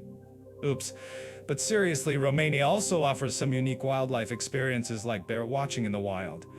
Oh, no. I wouldn't call watching a sport, but it's certainly an adventure, and it requires a certain kind of quiet bravery not to startle them. Maybe you could try to teach them a dance routine, Mia. Then it would definitely be an activity. Oh, teaching bears to dance, that's a challenge I might just accept. Wow. And on the less wild side, Romania also has some wonderful thermal spas and wellness resorts, which are perfect for relaxing after all those adventures. It's all about balancing the thrill with the chill, you know.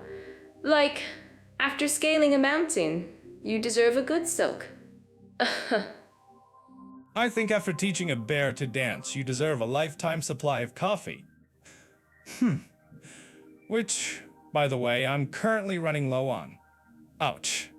But you hit on a good point about balance. Both countries offer a spectrum from community sports and cultural dances in Palestine to the rugged mountain adventures and unique caving experiences in Romania. Oh, so whether you're looking for a friendly football match or exploring a deep cave, there's definitely something. don't forget to like this video on YouTube if you're enjoying our antics. And something. Exactly. Exactly. It's all about finding what sparks joy and adventure for you.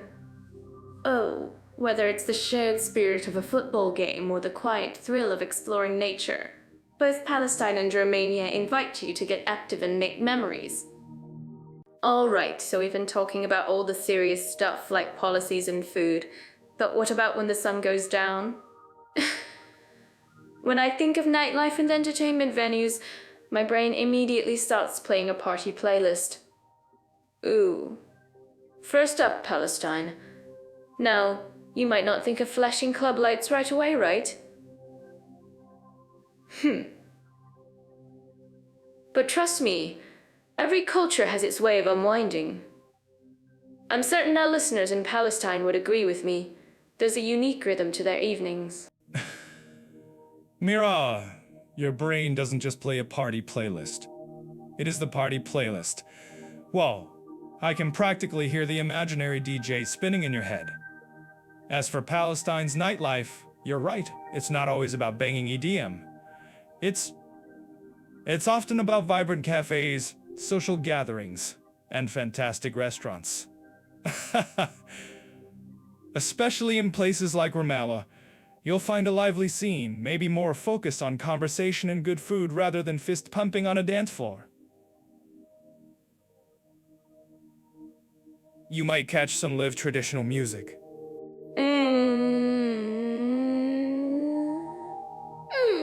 Never said I was looking for why. See, A, Leo. But if it came on, I totally danced to it. I've heard that in Ramallah. For instance, there's a burgeoning art and music scene, with local artists performing in cozy spots. Oh.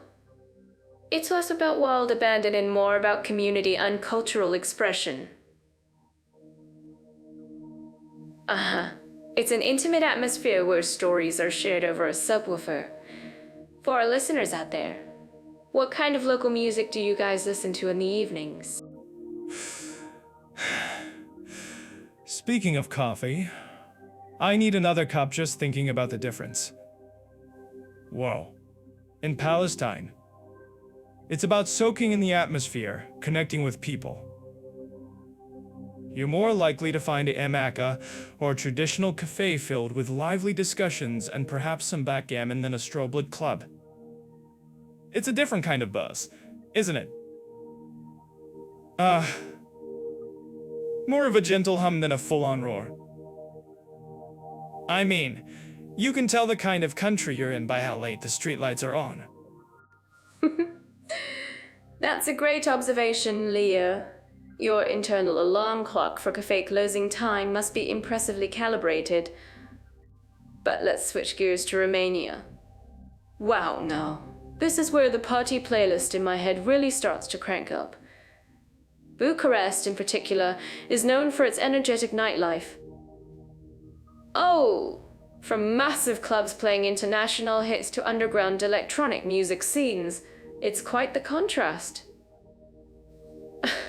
If you're looking for that 3 a.m. why? Oh, absolutely, Romania is a whole different beast. Bucharest's old town transforms into a maze of bars, pubs, and clubs once the sun sets. You'll find everything from just clubs to places where the bass drops so hard your teeth might rattle. Whoa, it's a real anything-goes kind of vibe, and it's surprisingly affordable compared to other European capitals. You can party until dawn and still have enough left for a decent breakfast, which, let's be honest, is crucial. None taken. Leo, you always find a way to stir the pot. But you're right, the sheer variety in Romania is impressive. Beyond the clubs, there are grand theaters, opera houses, and even unique escape rooms that offer a different kind of evening entertainment. Ooh, it's not just about dancing, it's about cultural experiences too. For anyone looking to explore, I recommend checking out Jatafe for more details on specific venues and events in both these fascinating places. Seriously, it's a treasure trove. Indeed, Mira. On Jetafe. Ah, yeah, you can even compare how many escape rooms each country has. Anyway, what's interesting is how both countries offer live music, but the styles are miles apart. In Palestine, you might hear traditional OUD or folk songs, evoking history and storytelling.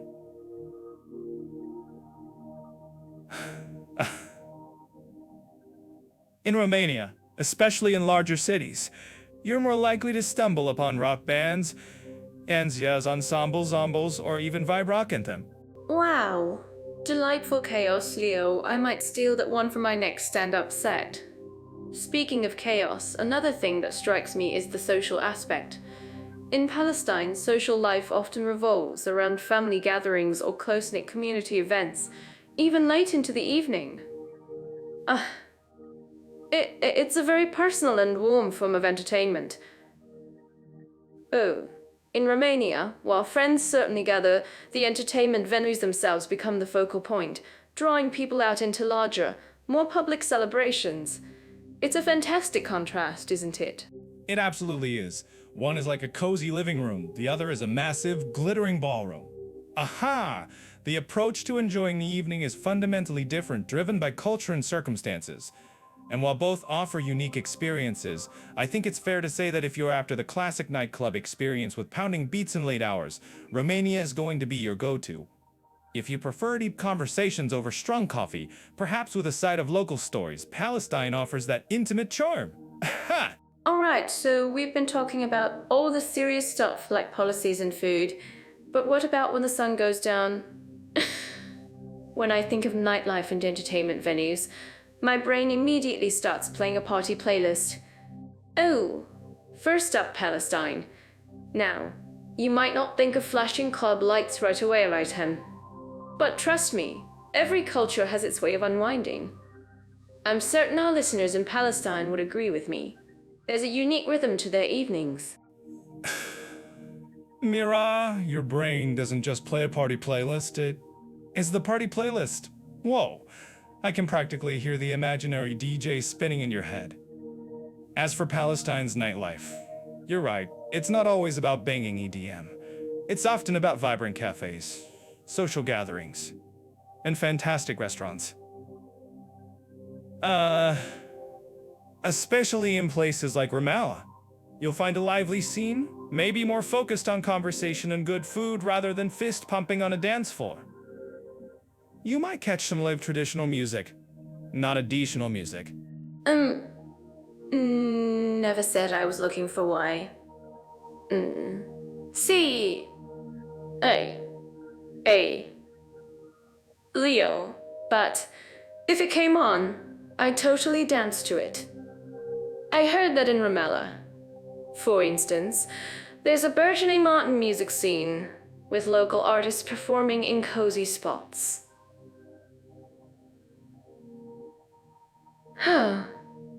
It's less about wild abandon and more about community and cultural expression.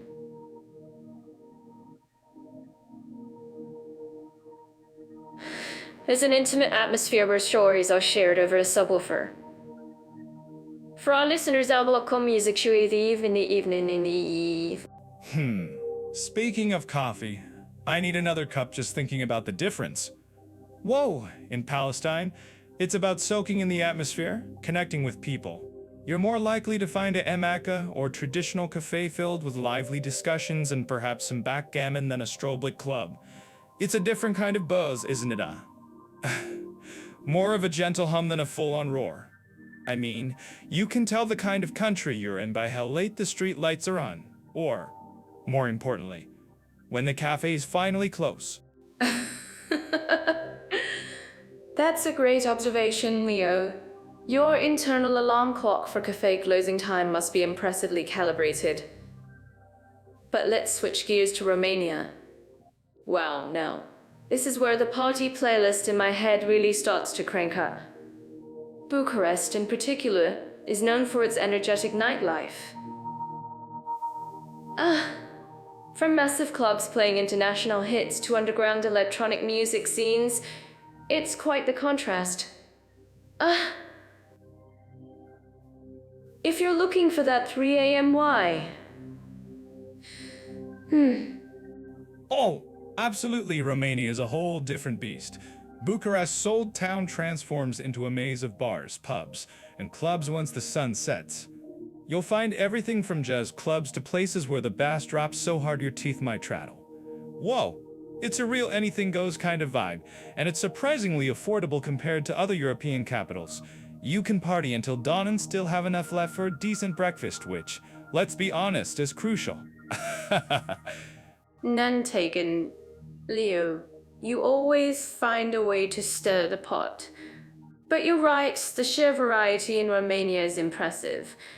Beyond the clubs, there are grand theaters, opera houses, and even unique escape rooms that offer a different kind of evening entertainment. Oh, it's not just about dancing, it's about cultural experiences too. For anyone looking to explore, I recommend checking out Getafei for more details on specific venues and events in both these fascinating places.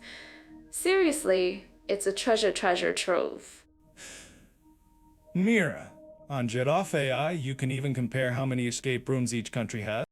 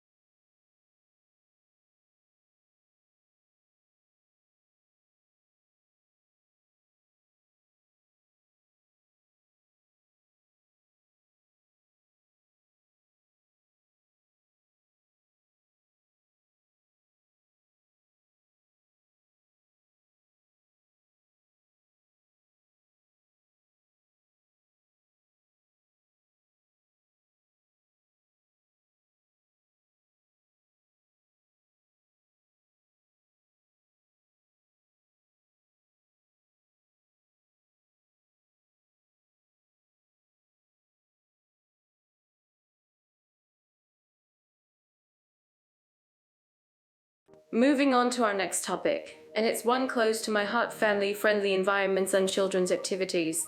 Oh, when we talk about Palestine, it's immediately clear that family isn't just a concept, it's the very air you breathe. Aha! Children are absolutely central to life there. It's like every child has 50 adoptive parents in the neighborhood, all ready to offer a cookie or a watchful eye. You see kids playing in courtyards, running through local markets, completely into the daily hustle. It's a beautiful, communal upbringing, don't you think? Yes, communal upbringing is one way to put it. Oh, another is a never-ending game of tag with 50 adults you didn't know you had. I can just picture a kid getting into mischief, and suddenly 3 aunties to shopkeepers and a stray cat are all giving them the side eye. But seriously, Mirai, you're right. You're right. In Palestine, the family unit extends well beyond the nuclear. It's not just about designated kids' own. For activities. It's about life for activities. Exactly. While formal playgrounds or huge entertainment centers might be less common in some areas, the children make their own fun. They climb olive trees if their grandmas aren't looking. They play street games or gather in communal spaces. The historical sites, like the Nativity Church in Bethlehem or the Old City in Jerusalem, also become learning grounds. Well, imagine telling a story from 1,000 years ago, and a child can actually touch the stones from that era. Organic exploration, huh? So less paid bouncy castle and more actual mountain climbing with a go.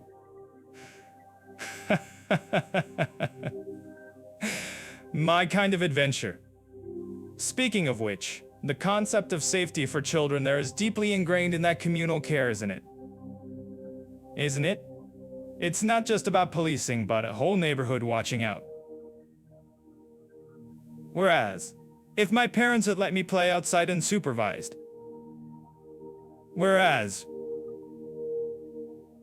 If my parents had let me play outside and supervise. Henderson, when my ball landed in her petunias. Pooh, Mrs. Henderson. Well, it's true, Leo. The hospitality shown to families and children is incredible. Guests are often showered with attention and kindness, especially the little ones. It really nurtures a sense of belonging. Oh, now, when we look at Romania, the family values are also very strong, but perhaps manifested differently in terms of children's activities. What have you observed, my sharp-eyed traveler? Whoa, sharp-eyed traveler. I'll take that. Sharp-eyed traveler. I'll take that. I'll take that. Romania, on the other hand, especially in its urban centers like Bucharest or Cluj-Napoca, offers a more European approach to family entertainment.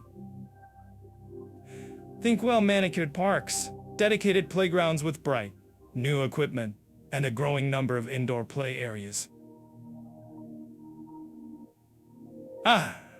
It's less chase the chickens and more structured fun with a slide. Wow. For example, Harastra U Park in Bucharest isn't done with boat rats. Oh, I was just about to ask that. Ooh, so more traditional playgrounds and organized activities then. I imagine the Carpathian Mountains and the Black Sea coast also offer fantastic opportunities for families. Wow, hiking with kids, building sandcastles, it sounds wonderful. Do they have many child-friendly museums or specific cultural programs for youngsters? Absolutely, Mira. Romania leverages its natural beauty. The mountains are perfect for family hikes in summer, and you'll find ski resorts that cater to beginners in winter. Oh, and the Black Sea coast has plenty of beaches with shallow waters, ideal for little ones. Regarding museums, they have some excellent ones, like the Grigore Antipa National Museum of Natural History in Bucharest, which can keep kids engrossed for hours. It's a fascinating blend of traditional outdoor pursuits and modern educational outdoor. Oh, I'm actually curious about what our listeners think about this, because it sounds like both countries offer rich, albeit different, experiences for families. In Palestine, it's the warmth of the community and organic play. In Romania, it's the organized fun and nature's playground. Oh, both nurture children, just with different flavors, like comparing a home-cooked meal to a gourmet picnic. Home-cooked meal versus gourmet picnic, that's a brilliant analogy. For families in Romania, there's also a big emphasis on festivals, often with folk elements that kids can participate in. It's not just a show, it's an immersive cultural experience. Wow, grandparents often play a huge role in raising children, passing down stories and traditions. I saw one grandma explaining the history of a puppet show to her grandkids with such passion. I thought she was going to burst into song.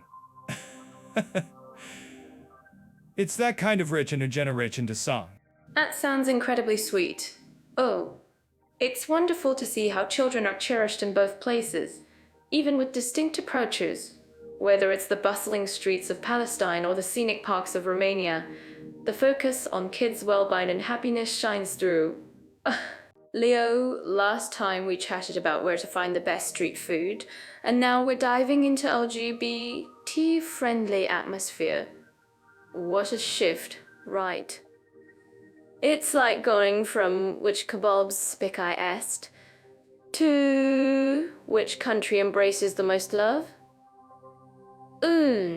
I'm actually curious about what our listeners think about this, especially if they're tuning in from these regions.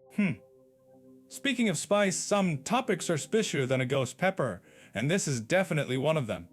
For our first country, Palestine, let's just say the friendly part of that atmosphere is more like a whisper than a shout. It's a place where traditional and religious values hold significant sway, which often means LGBT issues are kept strictly out of the public eye. It's not exactly the kind of place you'll find rainbow flying high in the town square. Oh, Leo. Oh, Leo, always straight to the point, aren't you? But you're not wrong about the strong traditional values. It's a complex situation. In areas like the West Bank, there's actually a legal ambiguity where same-sex acts aren't technically criminalized, but that doesn't necessarily translate to broad social acceptance. It's more about discretion, you know. People find their own spaces, often very private ones. They're still building community, even if it's mostly underground. Courage, or just a really good hide-and-seek game? You're right, though. In Gaza, it's a completely different story, much harsher, with legal and social penalties that are, let's just say, less than friendly. So while you might find a hidden cafe in Ramallah where people feel a bit more open, don't expect a pride parade to march down the streets of Gaza City anytime soon.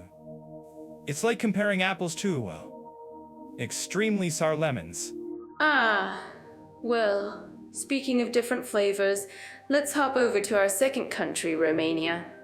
Here, being an EU member definitely changes the landscape. While it still has its conservative pockets, especially in rural areas, there's been significant progress. Fresh air, maybe with a slight draft.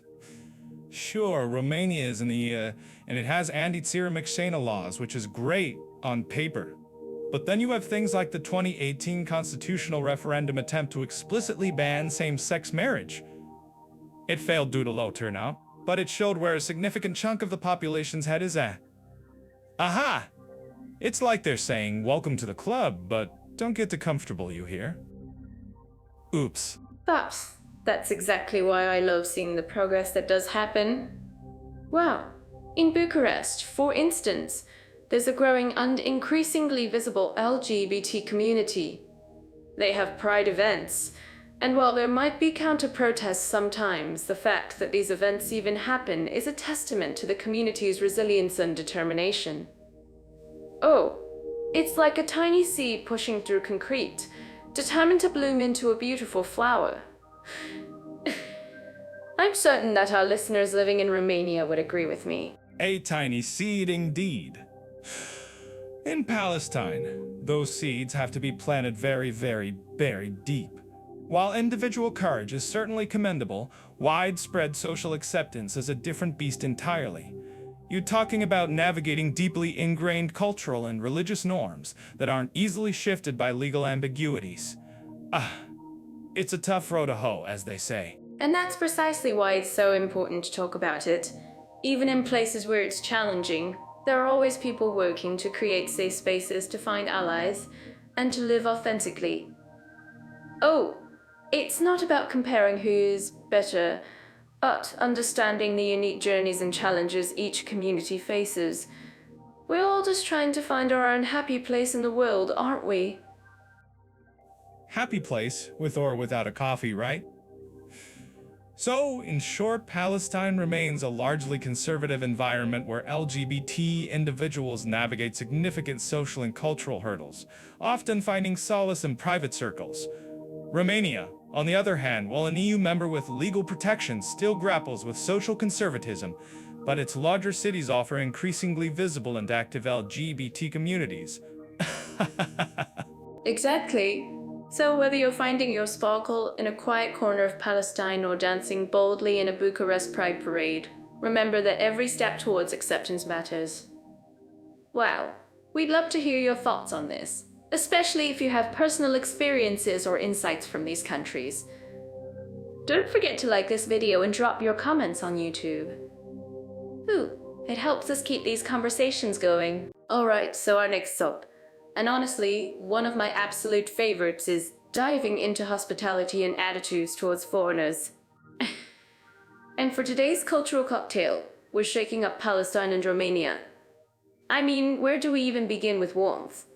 I once got invited to a stranger's house for dinner in Palestine after asking for directions. I was like, "Are you sure?" I just needed to know where the bus stop was.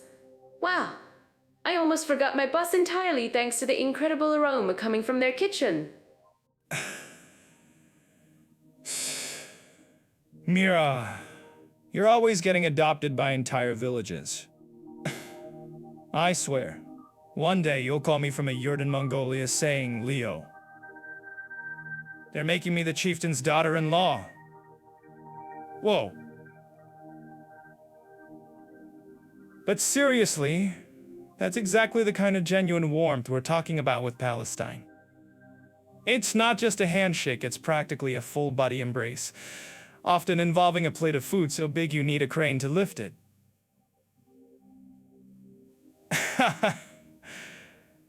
My stomach still remembers a particular and me leave the table, Bobo. Ah, the Emeki Lubo experience. Yes, it's not just food, it's a spiritual journey on a plate, isn't it? Oh, but for Palestine, it's truly the heart of their culture, the concept of a guest of God. They'll offer you everything they have, sometimes even more than they can afford. It's truly humbling. I'm certain that our listeners who have visited would totally agree with me. Have you ever felt that immediate belonging? I usually feel like a confused tourist for the first 3 days, then I start making observational jokes about everything. But Palestine's welcome is definitely something else. It's almost a challenge to leave without a full belly and at least 5 new honorary family members. Now, if we pivot to Romania, it's a different kind of warmth. You might not get swept off your feet with an immediate grand gesture, but once you break through that initial, slightly stoic exterior, you're in. Oh, finely aged wine. I like that. So true. I remember being in a small Romanian village. The initial greetings were polite, almost reserved. But after helping an elderly woman carry her groceries, I accidentally dropped one of her onions. She insisted I come in for coffee and some homemade papanossi. It was the most heartwarming turn of events. Wow. It's a genuine hospitality, which feels incredibly special. See, Mira, your clumsiness is a bridge builder. My experiences in Romania usually involve someone watching me with a serious face while I attempt to order food in terrible Romanian, then suddenly bursting into laughter and switching to perfect English. It's like they're testing your commitment before they unleash the full charm. It's less about the immediate.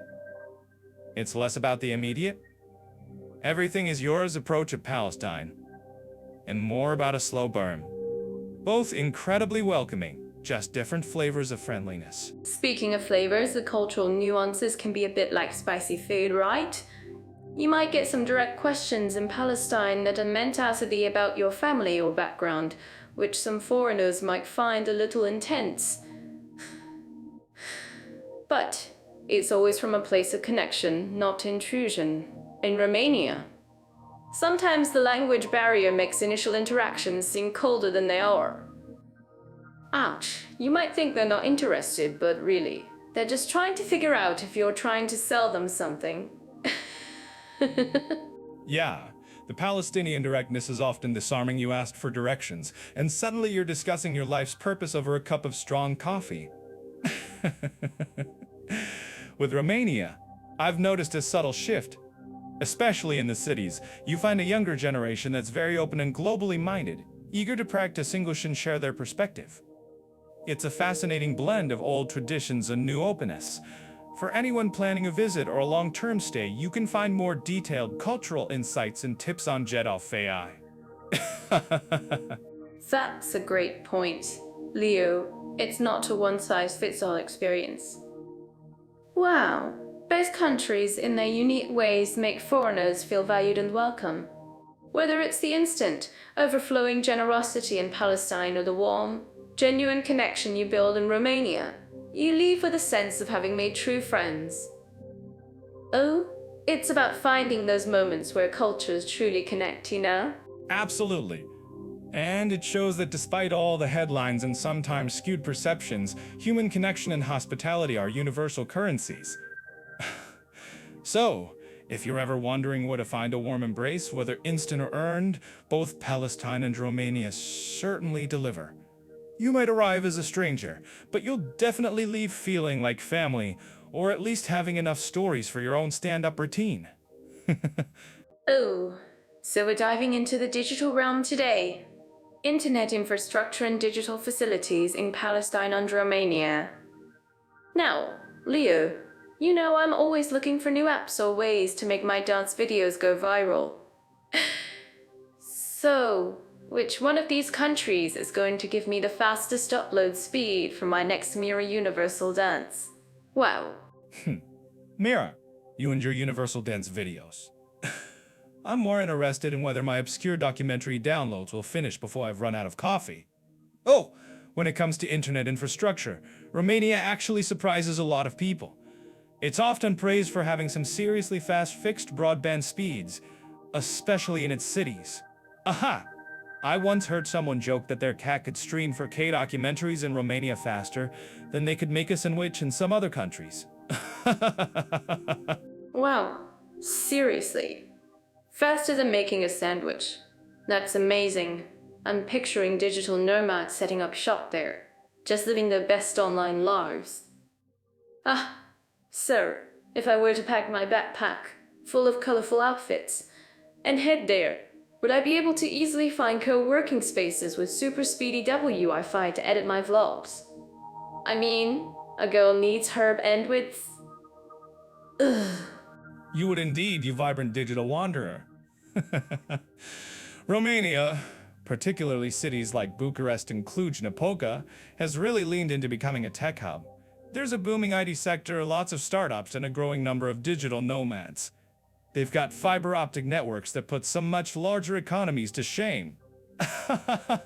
It's like they decided, let's just skip the dial-up era and jump straight to warp speed. Oh my god, I'm getting so excited just thinking about, it's like a playground for my creativity. I can just see myself, laptop open, coffee in hand, connecting with people all over the world. And speaking of connection, what about Palestine? I imagine they face a few more hurdles given the situation. Are we talking about similar digital advancements there? Or is it a different kind of challenge? You've hit on a crucial point, Mira. Oops. Palestine's digital landscape is shaped by a unique set of circumstances. While there's incredible innovation and a strong desire to connect, they often contend with significant infrastructure limitations. For years, access to 3G, let alone 4G or 5G, was a real struggle due to spectrum control issues. It's like being given a super fast car, but only being allowed to drive it on paved roads. That sounds incredibly frustrating. I can't imagine trying to upload a dance tutorial if my internet keeps cutting out. Ouch. But I've also heard about the resilience and creativity of people there, especially in tech. I'm certain that our listeners in Palestine would agree with me. They probably find clever ways around these barriers, right? Like finding the one cafe with a miraculously stable connection. Absolutely. That resourcefulness is a defining trait. Despite the hurdles, places like Ramallah have seen a rise in tech startups and incubators. They're building their digital economy with impressive determination. Mobile data, when available, becomes incredibly important for daily life and business, often filling the gaps where fixed-line infrastructure is less developed. It's a testament to human ingenuity.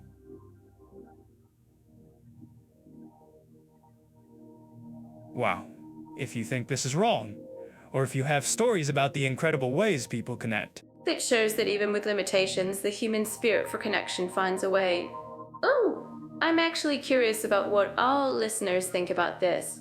Do you guys prioritize blazing fast internet, or do you value the ingenuity of overcoming challenges more? For me, it's a mix.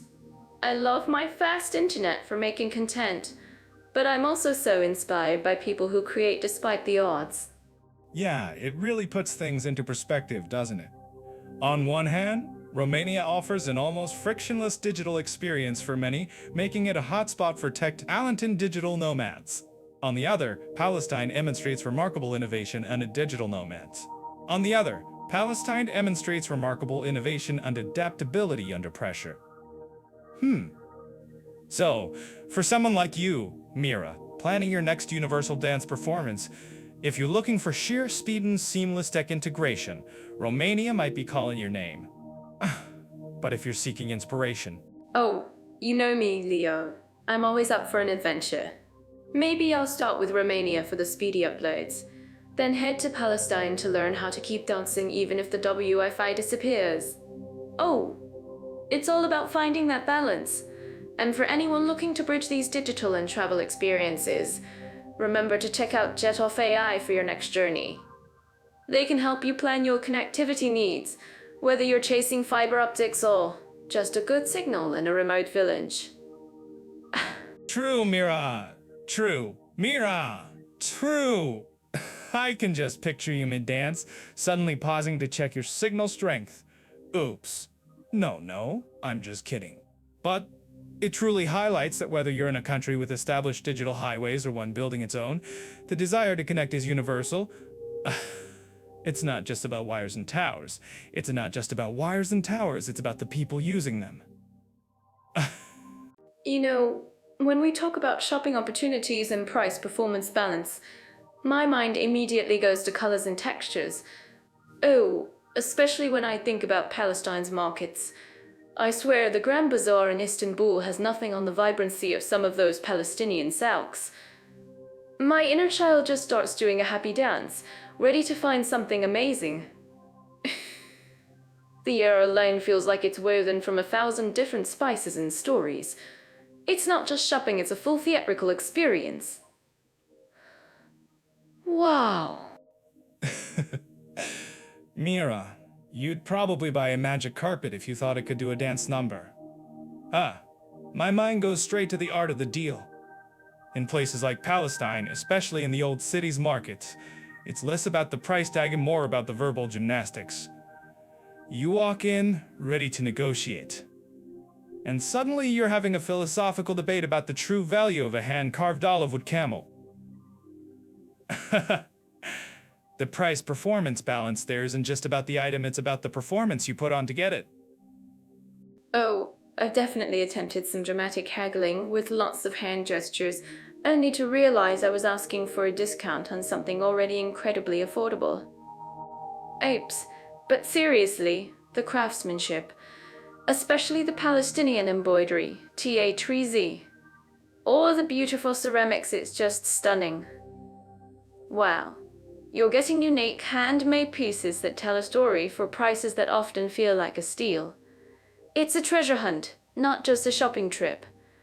And you know me, I love anything that has a story. I imagine you wearing an entire outfit made of T8 and then trying to blend into a spice stall, Mira.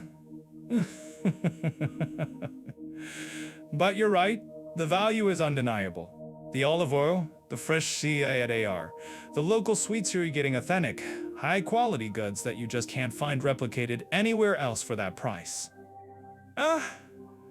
It's like buying a piece of history you can actually use. Now, that's what I call a smart investment. Though I did once try to bargain for a cup of coffee. That didn't go so well. Well, some things are sacred, Leo, and coffee is definitely one of them.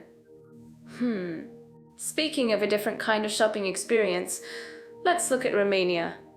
It's a whole different vibe, isn't it? From the charming old town boutiques to the sprawling modern malls in Bucharest, it's a blend of old world charm and contemporary trends. I found some absolutely adorable traditional Romanian blouses, i.e., that just scream dance party. Oh, and the pottery from Hoaziu.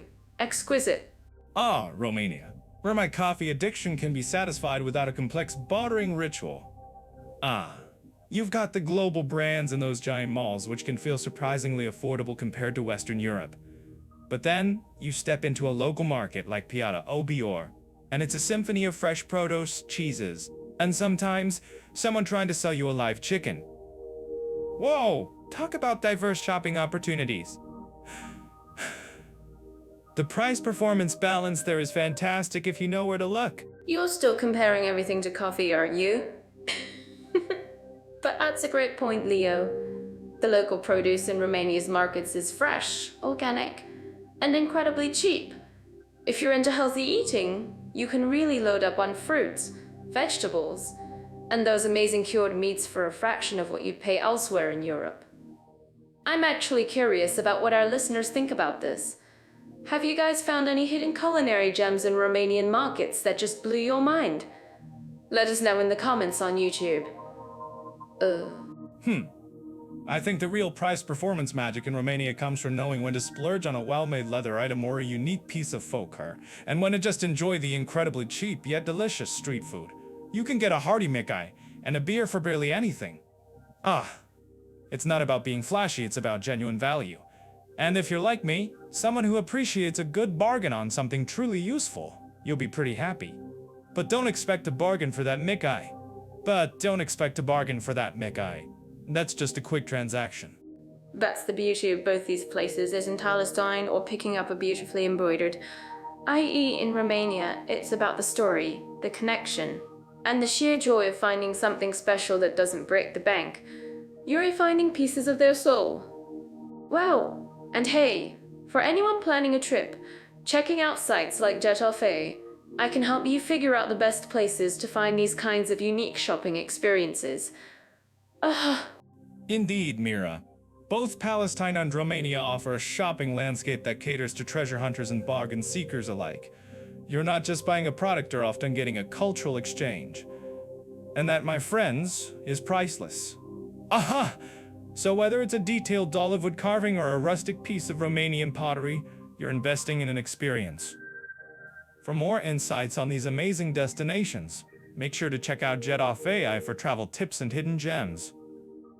Alright, so we're diving into cultural events, festivals, and concert opportunities. Oh, I mean, who doesn't love a good party, right? I once went to a festival where I ended up doing an impromptu dance-off with a street performer, and I swear, his moods were so wild. I almost pulled a muscle. But that's the joy of it. Soaking in all that vibrant energy. So, let's talk about Palestine first. Mira, you and your impromptu dance-offs. I bet you challenged him to a who can look the most confused while trying to keep up contest.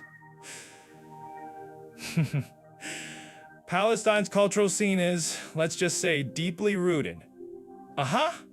You've got the dabcat, which is more than just a dance, it's practically a national sport. Wow. I'm certain that our listeners living there would agree with me. Seeing people move in such unison, it's pretty powerful. Absolutely. The dabcat is incredible. Oh, and it's not just the dance, there are festivals like the Palestine International Festival for Dance and Music, or the Bethlehem International Festival, that really showcase the artistic spirit. Wow, imagine being in Bethlehem for Christmas, with all the traditional celebrations. It's truly a unique blend of history and living culture. Speaking of stories, I once saw a video of a dabcat group where one guy lost a shoe mid-performance, and he just kept going, hopping on one foot, completely in sync. That's dedication, or maybe he just really didn't want to miss the bus. Palestine also has those incredible art exhibitions and local music nights in places like Ramallah, showcasing contemporary artists alongside traditional sounds. It's a testament to resilience, if you ask me. Oops. I bet hilarious, Leo. But I bet he turned it into a new move. And you're right. The resilience is palpable. But now, let's look at Romania. which has a completely different, but equally rich, tapestry of events. Wow! From traditional folk festivals in the Carpathian Mountains to modern electronic music festivals that attract crowds from all over Europe. Yeah, Romania. The land where medieval festivals meet TD and beats. You've got places like Sigasara, a UNESCO site, which transforms into a time machine for its medieval festival. It's like stepping into a Game of Thrones episode, but hopefully with fewer dragons and more palatable street food. Then you swing around to Untold Festival in Cluj-Napoca, or Never See on the Black Sea Coast, which are massive electronic music extravaganzas. Exactly. Wow, it's a beautiful contradiction, isn't it? And the Georgian National Festival for Classical Music is world-renowned. Wow. Romania really caters to all tastes, from the highbrow classical concerts to the mud-splattered raves. They celebrate their heritage with vibrant folk festivals, but also embrace global music trends with open arms. It makes you want to pack your dancing shoes into a historian's notepad. My dancing shoes usually consist of whatever sneakers I'm wearing, but I do appreciate a good festival. Though I have to say, the idea of a dance at Lily's Mountain sounds a lot less chaotic than a modern music festival where you spend 3 hours trying to find your friends. I'm actually curious about what our listeners think about this. Which one would they prefer? A folk dance in the mountains or a massive concert in a city? Let us know in the comments section on YouTube. Oh, Leo, you're just not built for the modern festival experience. Your coffee addiction would clash with the all-night dancing. Oats. But whether you're into ancient traditions or pumping bass, both countries offer amazing opportunities to immerse yourself. And for those planning a visit, these insights could have been possible without Jet Off by referring to cultural trends. For more detailed guides on specific events, check out Jet Off AI. Yeah, Jet Off AI definitely has the inside scoop. It saves you from accidentally showing up to a folk dance in your festival attire. But seriously, the diversity in both Palestine and Romania's cultural calendars is striking. From small, intimate community gatherings to grand, internationally recognized events. Wow, it really shows how culture is a living, breathing thing that adapts and celebrates. And these events are not just for tourists, they're deeply woven into the local fabric, bringing people together. It's like a communal hug, celebrating shared history and looking forward to new expressions. For anyone wondering where to find their next cultural adventure, both places offer incredible options. And if you're enjoying our banter, don't forget to like and subscribe on YouTube. We love seeing those numbers go up. My personal favorite is always the street food at these events. You learn a lot about a culture by what they eat at a festival. I once tried something at a European festival that was supposed to be a local delicacy, and I swear, it tasted like a shoe soaked in disappointment. Ouch. But it makes for good material. Oh, Leo, you and your food adventures. But he's right, food is often part of the celebration, making these cultural experiences even more sensory and memorable. Precisely. And whether it's a centuries-old tradition or a brand new musical phenomenon, these cultural events really are the heartbeat of a nation. They certainly are. And on that note, we'll keep exploring new beats and traditions. Oh. Alright, so we're diving into opportunities and ease of learning the local language today, and I've been thinking about Palestine. Learning Arabic there must be such an incredible immersion. Imagine, you're not just learning a language, you're stepping into centuries of history and stories with every word. It's like unlocking a secret library, right? A secret library where half the books are missing pages, if you're talking about Izmir. Look, Arabic, especially in its various dialects, can be a bit of a linguistic Everest for us non-native speakers. It's not exactly a casual stroll in the park. I've heard tales from travelers who thought they had it down, only to be met with a totally different accent in the next village. Whoa, it's like expecting a stand-up routine, and getting a puppet show. Exactly. The motivation is huge. I mean, think about it's a living language, spoken with so much passion. You'd find so many opportunities for genuine connection, whether it's bargaining in a bustling market or just chatting over a cup of tea. And I bet there are plenty of small, local language schools or even individuals who would be thrilled to teach. It's not just about grammar books, it's about life lessons. Do you guys agree that learning a language can transform your travel experience? Let us know in the comments. Transforming your travel experience or transforming your face into a permanent question mark. My personal experience with trying to learn a new language is usually a mix of overconfidence and immediate regret. Oops. In Palestine, with the political landscape, I can only imagine how navigating official processes or even getting around in certain areas might add an extra layer of fun to your language journey. It's like trying to learn to juggle while riding a unicycle on a tightrope. Wow. Oh, well, that's where the resilience comes in, Leo. And the laughter, of course. Imagine the stories you'd have from all those linguistic mishaps. Plus, many Palestinian universities have programs that attract international students, so I bet those environments would be buzzing with language learning resources and support. It's like a language buddy system, but with hummus. I'm curious what our listeners think for those living in Palestine. How easy was it to pick up the local dialect? Hummus, the universal language of deliciousness. You've got me there. But let's shift gears for a second and look at Romania.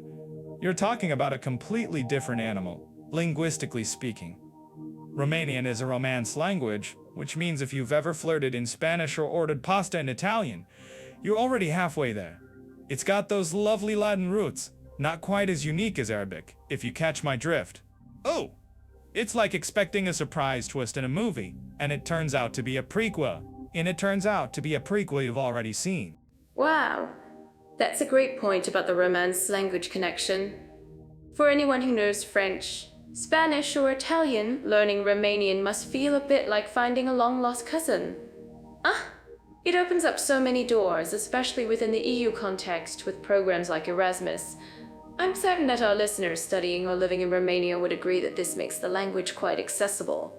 You're not just learning for a trip, you're learning for a whole region. Accessible, yes. But let's not pretend everyone's suddenly going to be reciting me high E mine CU's poetry by Tuesday. While it's easier, it's still not as widespread as, say, Spanish or German. So the sheer volume of external learning resources or global communities might be smaller. You might find yourself in a language school that doubles as a local baker's workshop.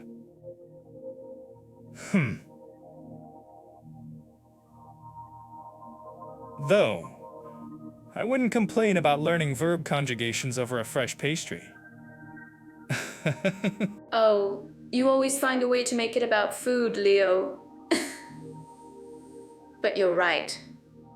The immersion factor in Romania would be fantastic. Think of the vibrant cities like Bucharest or Brasov.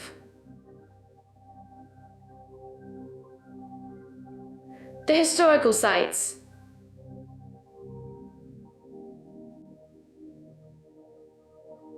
You'd be practicing your Romanian at every turn. From ordering a CI auction. It's a very active learning environment, constantly engaging your curiosity. I mean, who wouldn't want Sarantolanta to learn a language language beat? Yeah, beauty helps. But so does knowing where the nearest coffee shop is when your brain starts to melt from declensions. My point is, while Romania might have a gentler learning curve for many, Palestine offers a deeper cultural dive, albeit with more linguistic hurdles.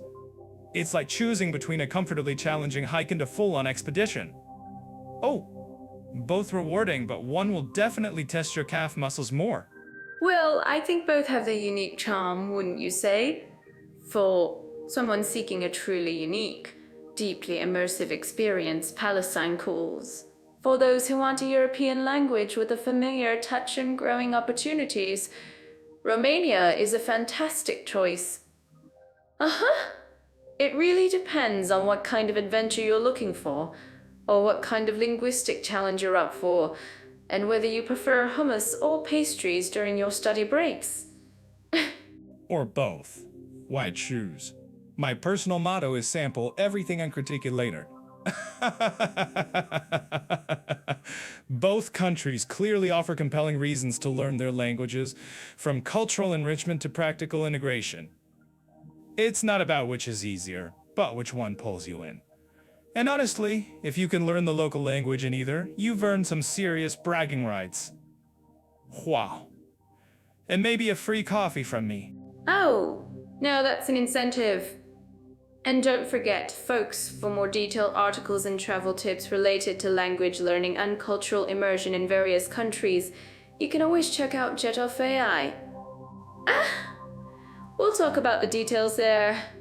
So, if you're planning your next linguistic adventure, make sure to visit our site. Absolutely. Jet Off AI's got your back, even if your language skills aren't quite there yet. From Arabic to Romanian, the world's waiting, and your brain's just begging for a new challenge. Leo, let's look at this topic of safety and comfort for women travelers, especially in Palestine and Romania. Oh, I'm already thinking about what amazing stories we've heard or haven't heard from these places. You know, from my perspective, the world often feels a little safer when people are just genuinely kind. Genuinely kind can sometimes feel like a lottery ticket in a new country, can it, Mira? Aha! Especially for women navigating cultures they're not familiar with. Speaking of lotteries, I've always found it fascinating how in Palestine, a place often portrayed with so much tension, the hospitality can be incredibly warm.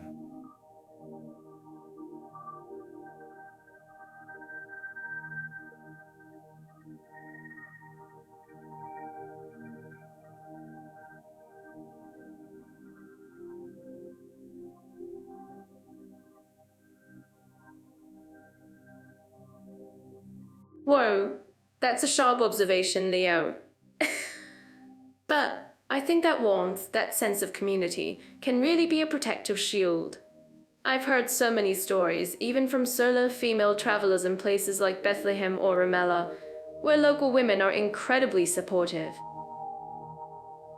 It's like if you look lost, someone's grandmother will adopt you for the afternoon and make sure you're fed safe, and maybe even introduce you to her favorite tea. It's a different kind of safety, isn't it? Not just about crime rates, but about social fabric.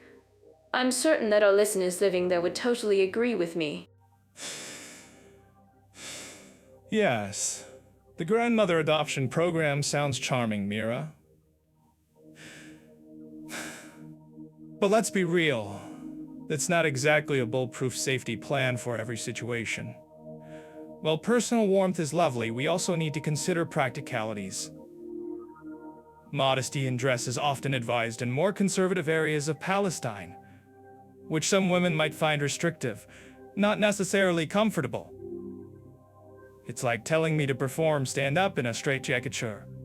I'm safe from falling. You and your straitjacket jokes. That's a fair point about cultural norms. It's about respecting the local environment, right? It's not about being forced, but understanding and choosing. Now, let's pivot a bit and look at Romania. Wow, a totally different vibe. A totally different vibe. When I think of Romania, I picture charming old towns, dense forests, and maybe a few good ghost stories. For women travelers, cities like Bucharest generally feel very safe. It's a European context, so walking alone at night usually isn't an issue, though. Your brain on vacation probably generates better material than most people's active brains, Mira. Much more aligned with standard European expectations for safety. You're less likely to encounter significant cultural hurdles regarding dress or interaction. However, every rose has its thorn, or in Romania's case, maybe a stray vampire bat. But seriously? Pickpocketing can be an issue in crowded tourist areas. It's not a red marks. Wow, safe from werewolves. And Leo. I think that's why common sense really is your best travel companion no matter where you go. Whether you're in a bustling market in Nablus or strolling through Bucharest's old town, basic precautions like being aware of your surroundings, not flashing valuables, and trusting your gut feeling are universal. And you know, if you like this kind of candid, slightly chaotic travel talk, definitely hit that like button and subscribe to our channel. Yes, the universal don't make yourself an easy target rule applies everywhere. And remember, for more in-depth tips on specific destinations, you can always visit Jet-Off AI for some real-world advice, not just my sarcastic ramblings. Back to Romania and Palestine, from what I gather, both offer different layerment. It's like choosing between a really warm blanket versus a sturdy locked door.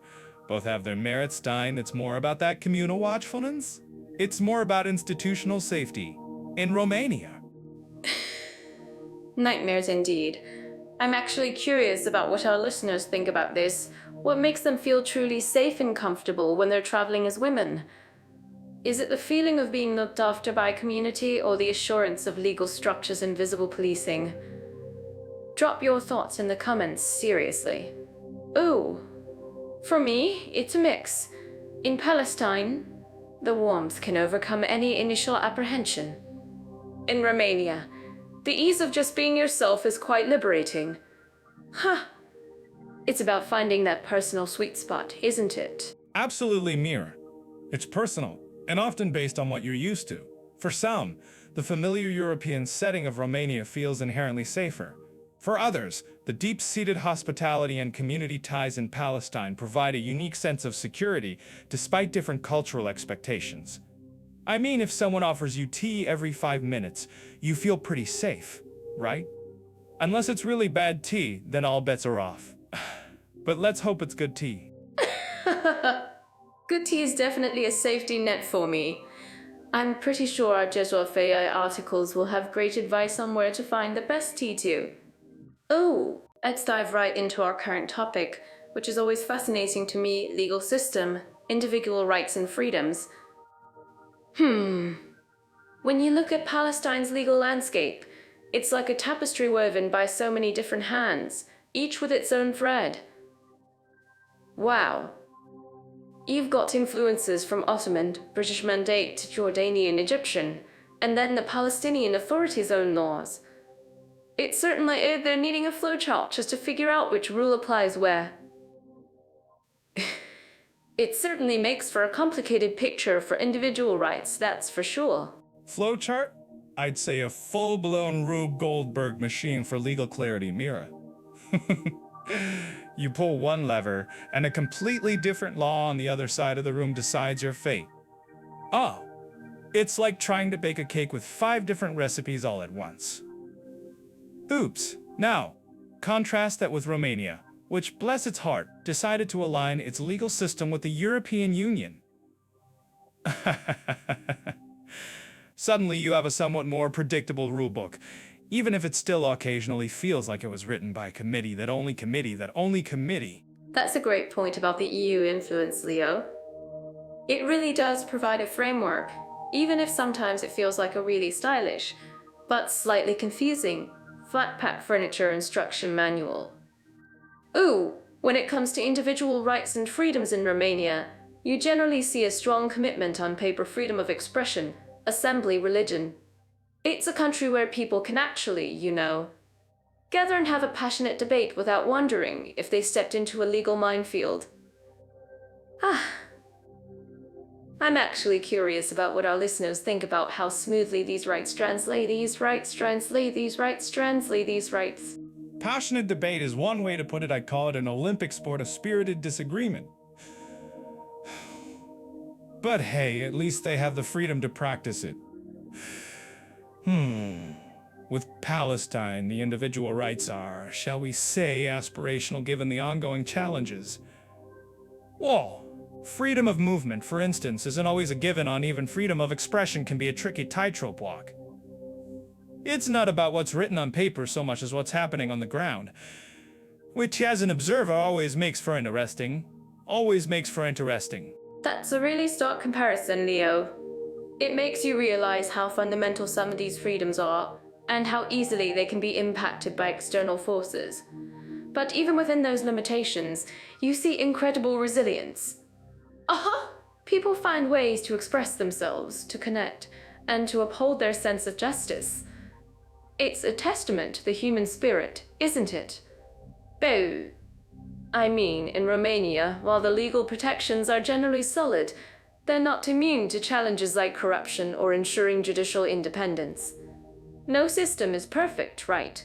Resilience is a polite word for navigating a bureaucratic labyrinth, Mira. You're right, no system is perfect. Romania, for all its CEU alignment, still wrestles with its own judicial ghosts, so to speak. Corruption. Independence of the judiciary, those are the whispers in the halls of justice. It's like having a shiny new car. But sometimes the mechanic might just happen to lose your brake pads.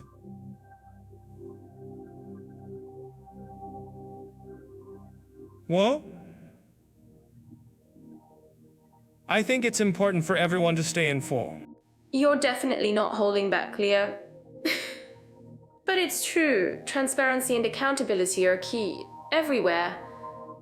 And speaking of being informed, for anyone thinking about these regions, understanding the legal nuances is crucial, whether it's for travel, work, or just being a curious global citizen. I often think about how our Jet of AI site can help people navigate these complexities, offering resources and insights that might seem overwhelming at first glance. Absolutely. Because while Romania's constitution guarantees rights, and its EU membership provides some serious legal backup, Palestine's basic law operates under extraordinary circumstances, leading to a unique, fragmented legal reality. It's not just a difference in laws, it's a difference in how deeply those laws can actually protect daily liberties. Wow. It's the difference between having a map and trying to navigate a shifting sand dune. One gives you the other gives you a very strong sense of humor. Humor definitely helps in those challenging situations, and I think that's why it's so important to really look beyond the headlines and understand the lived experiences. Both countries offer incredibly rich narratives when you delve into their legal and social structures, even if one journey is perhaps a little more, shall we say, adventurous for its citizens. Adventurous for its citizens. I'm going to steal that line, Mira. It perfectly sums up the level of improvisation required just to get through a Tuesday. And for our listeners, if you find this kind of deep dive interesting, don't forget to like this video and subscribe to our channel. It helps us keep bringing you these wonderfully complicated comparisons. You know, Leo, I tried to embrace total tranquility yesterday. I put on spa music, dimmed the lights, and even tried a face mask. But then I realized I'd used avocado spread instead of a beauty mask. Oops, I just ended up looking like a very confused guacamole enthusiast. My attempts at Zen usually involve more laughter than actual peace, but at least I'm never dull. Mira, only you could turn a spa day into a potential snack. I can just picture you thinking, is this for my skin or my stomach? But speaking of actual places where people go to distress, not consume, let's talk about some real spa, healthy living, and relaxation opportunities. Today, we're comparing Palestine and Romania. Two countries, I imagine, with very different takes on unwinding. Oh, Palestine. When I think of relaxation there, my mind immediately goes to ancient traditions. They have incredible natural thermal springs, like in the Jordan Valley, where people have been soaking away worries for millennia. It's not just a quick dip, it's a historical immersion for your skin. Plus, the Dead Sea's mineral-rich mud waters are world-renowned for their therapeutic properties. It's like a giant natural spa, and you come out feeling like a completely new, slightly saltier person. A slightly saltier person, eh? I bet you'd still find a way to get stuck in the mud, Mira. Oops. Now, if we shift our focus to Romania, we're looking at a country deeply connected to its stunning natural landscapes. Think vast, ancient forests in Transylvania for forest bathing or silvotherapy for the fancy folks. It's about disconnecting and breathing in crisp pure air. Who needs whale sounds when you have the actual rustling of a Carpathane forest? Well, Bay Forest, yes. But I think I'd be more energized by running away from a bear, Leo. Leo! Aren't you right? Romania's natural beauty is captivating. They've got a long tradition of mineral and thermal water spas too, particularly in places like Bale-Hersiu Lane, which dates back to Roman times. It's like the Roman emperors knew a thing or two about unwinding after a tough day. These places offer everything from balneotherapy to mud treatments, and I'm certain that our listeners in Romania would agree that there's a unique chillness retreats. I suppose the Romans were quite the experts in leisure when they weren't busy building aqueducts or having gladiatorial contests. Moving back to Palestine, healthy living isn't just about spas, it's deeply ingrained in their diet and lifestyle. The Mediterranean diet, rich in fresh produce, olive oil, and herbs, is naturally healthy, and the pace of life, particularly outside the bustling cities, often encourages a more relaxed, I'm actually curious about what relaxed, community-focused existence. It's a different kind of spa for the soul. That's a great point, Nia. It's about the whole picture, isn't it? Both countries, in their own ways, offer a holistic approach. In Palestine, the hospitality and strong family bonds also create a sense of relaxation, knowing you're truly welcome is a stress reliever in itself. And in Romania, beyond the forest bathing, many traditional villages still practice herbal remedies and natural healing methods passed down through generations. It's like finding a wise old elder who can cure anything with a specialty. I love that. For those looking for more specific details on these cultural gems. But the poll has only been set at top 10. So, I think that we can pamper those teas, Mira, just to see what happens. Oops. So, whether you're looking to soak in millennia-old springs in Palestine or breathe in the ancient first air of Romania, both countries offer distinct paths to rejuvenation. It's not just about luxury, it's about connecting with nature, tradition, and perhaps a slightly less chaotic version of yourself. Wow. And remember, if you're enjoying our banter and these unique comparisons, hit that like button and subscribe to our channel on YouTube. Hey, I'd make a great Trehuger! Oh, it's all about finding your peace, right? And I bet some of our listeners have fantastic tips for stress relief that don't involve accidental avocado facials. Let us know in the comments below. Oh, spirituality. You know, Leo. Sometimes I feel like my soul needs a little vacation too, not just my body. And when we talk about places rich in spiritual vibes, Palestine and Romania immediately jump to mind. It's like my inner peace meter just went ping. Ping, huh? Mine usually goes ding when the coffee's ready. But I get it, Mira. Finding places where faith isn't just a building but a whole atmosphere is pretty fascinating. And if we're going to dive into the deep end, let's start with Palestine, a place where history practically whispers prayers from every stone. It's quite the spiritual heavyweight, isn't it? Absolutely, Leo. It's not just a spiritual heavyweight. It's like a multi-Fafnarathon. You have Jerusalem, Bethlehem, Hebron, places that are sacred to Christians, Muslims, and Jews. My mind just boggles at the layers of history there. Imagine walking the same paths people have for thousands of years.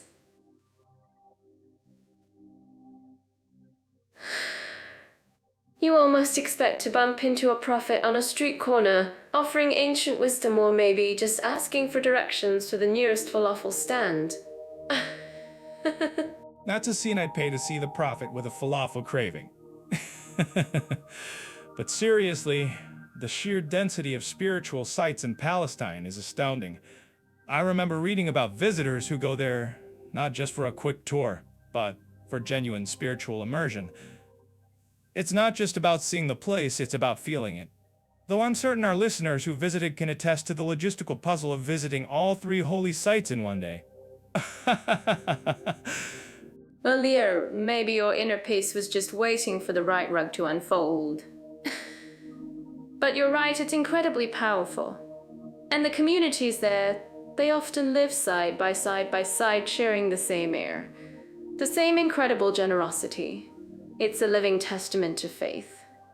Speaking of which, let's pivot to Romania, a country with a different but equally profound spiritual landscape. Aha! Romania's certainly got its own unique flavor of spiritual gravitas. While Palestine is a bustling tapestry of faiths, Romania offers a deep dive into Eastern Orthodoxy. Think ancient monasteries nestled in serene mountains, their frescoes practically glowing with centuries of devotion. It's less of a choose-your-adventure as a devotion. It's less of a choose-your-adventure and more of a deep, reverent journey. I once tried to visit all the painted monasteries of Bukovina in one trip. Whoa. You'd make a terrible monk. Leo, too much coffee and not enough quiet contemplation. But those painted monasteries are truly breathtaking. And it's not just about the architecture, it's the living tradition. The sound of bells echoing through the valleys, the devotion in people's faces during services. Oh, it's a very different kind of spiritual experience than Palestine's vibrant crossroads. It's more introspective, I think. More introspective, yes. And perhaps a bit less likely to involve a debate with a street vendor over the price of a rosary. But both offer incredible opportunities for spiritual nourishment. In Romania, you can find serene retreats and quiet contemplation. In Palestine, you get a vibrant, almost overwhelming sense of shared history and current-day faith. It's like comparing a quiet, reflective tea ceremony to a bustling, multicultural feast. Both are rich, just different ingredients. Oh, that's a great question. I'd say both offer immense opportunities for personal growth and spiritual connection. Just in their own unique ways. And it's not just about formal religion, sometimes it's about finding community support in a new place. Whether it's a church group in Bucharest or a mosque community in Bethlehem, people find their anchors. It's a reminder that no matter where you are, the human spirit seeks connection and meaning. Wow. And you know, finding these unique spiritual retreats or discovering local faith communities is something you can explore on Nightlife. A subtle plug, Mira, I approve. It's true, whether you're seeking ancient wisdom or just a quiet corner for reflection, both Palestine and Romania have incredibly rich offerings. Just remember to pack appropriate attire, and maybe a good set of walking shoes for all those holy sites and monasteries. And if you're like me and need a little spiritual boost in the morning, make sure there's a strong coffee shop nearby. Thanks for tuning, and don't forget to share this episode with anyone who needs a dose of spiritual adventure. Alright, switching gears to a topic that's both fascinating and, let's be honest, sometimes a little complex: social equality, respect for minorities, and diversity. It's like trying to juggle colorful balls while riding a unicycle. You know, there's a lot going on. When we look at places like Palestine, it's a tapestry woven with so many threads. You have Christian Palestinians, different Arab communities, and even smaller groups all living side by side. Wow! It's a rich history of coexistence, even with its own unique challenges for equality. Mira, you make it sound like a circus act, not a geopolitical reality. I mean, coexistence is a strong word when you're talking about Palestine. But you're right, if we're focusing on the internal social fabric, there's indeed a vibrant mosaic there. I've always found it quite something, the way different communities have held onto their traditions. Think of the diverse family lineages and religious practices. It's not a simple picture, is it? It reminds me of trying to sort out my sock drawer you think is sorted. A mitten in the sock drawer, that's a classic, Leo. But seriously, what's truly amazing about Palestine is the resilience and pride in their cultural identity among these diverse groups. You see it in their music, their art, their cuisine each contributing to the whole. It's about preserving heritage, even when it's hard. I'm certain that our listeners who have visited or lived there would agree with me. You feel the collective spirit. Oh, absolutely. The persistence of culture in the face. Oh, everything is truly remarkable. And speaking of cultural mosaics, let's swing over to Romania. Now, that's another place with a fascinating blend of people. You've got a significant Hungarian minority, a visible Roma community, Germans, Turks, and so many others. Wow. It's like a grand old European house that's had many different tenants over the centuries, each leaving their own mark on the wallpaper. Well, bickering neighbors is a good one. But the beauty in Romania lies in how these diverse groups contribute to the country's overall identity. Think about the Hungarian folklore, the vibrant Roma music and traditions, the Saxon villages. It's not just Romanian in one flavor. Oh, it's a whole buffet. I think it enriches the arts, the festivals, and even the local dialects. We'd love to hear from you guys on YouTube. What Romanian traditions have you experienced that highlight this diversity? A buffet, you say? I'd probably just go for the biggest plate and regret it later. What's often overlooked, though, is the actual experience of social equality for all these groups. It's one thing to have distinct cultures, it's another for everyone to feel truly equal and respected. Aha! For example, the Roma community in Romania historically has faced significant challenges. It's not always sunshine and folk dances, is it? No, it's definitely not always easy, and acknowledging those challenges is key. But there are also grassroots initiatives, educational programs, and community efforts working to bridge those gaps and foster better understanding.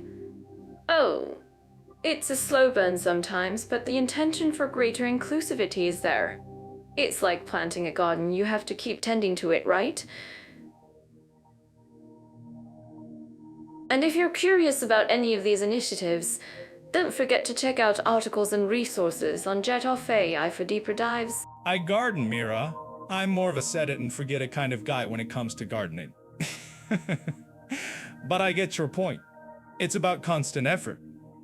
In both Palestine and Romania, the journey towards perfect social equality and respect for minorities is ongoing. It's a bit like my stand-up career, always striving for that perfect punchline, but sometimes you just trip over your own feet. Oops, but you pick yourself up, learn from it, and try again. Exactly. So, while both countries have distinct histories and unique challenges regarding diversity and social equality, they also both show incredible resilience and cultural depth. Well, it's a reminder that embracing differences makes societies richer, even if the path isn't always smooth. I'm actually curious about what our listeners think about this. If you have any personal experiences, please let us know in the comments.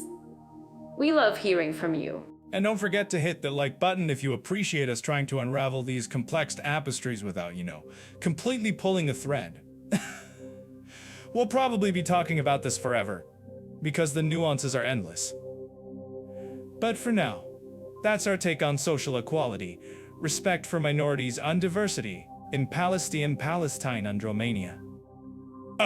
Leo, let's dive into a topic that usually makes me want to put my head in a filing cabinet: taxation, retirement, and social rights for long-term immigrants. It sounds like a stack of papers waiting to fall on your head, doesn't it? But hey, for anyone planning a big move, these are the real deal breakers. I always picture someone trying to decipher a tax form with a magnifying glass and a bewildered expression. Oh, Mira, you make it sound like a thrilling detective novel. The case of the missing pension fund. Personally, I prefer my adventures to involve fewer forms and more street food. But you're right, this stuff's critical. When we talk about Palestine, it's a unique situation for long-term immigrants. Looking at the numbers, it's not a simple, ready-made system, is it? You might need a team of legal eagles just to figure out which rules apply where. Ouch. Exactly. It's like trying to bake a cake with 3 different recipe books, all open at once, and some pages are missing. For long-term immigrants in Palestine, navigating the tax structure involves understanding different jurisdictions. You've got your income tax and a value-added tax, but the application can vary significantly depending on where you are. It's less about a universal system and more about a patchwork of regulations. Wow, I'm certain that our listeners living in this country would agree with me. This can be quite complex. A patchwork, indeed. And for retirement, it's even more intricate. Building up a steady pension might feel like trying to build a sandcastle in high tide. While there are social security contributions if you're formally employed, access to a consistent, comprehensive pension system for all long-term immigrants can be a significant challenge. The informal economy is pretty big, which means many contributions just aren't being made. And speaking of challenges, social rights are no walk in the park either. Access to public health care, education, or other social safety nets can be quite limited for many immigrants, often relying on international organizations or NGOs for support. It's a testament to human resilience, really, but it's far from an easy-to-navigate system. It's like being given a map, but half the roads aren't drawn on it yet. Right? So after that choose-your-own-adventure approach to social security, let's look at Romania, which offers a slightly more, shall we say, predictable experience. As an EU member, Romania's systems are generally more aligned with European standards.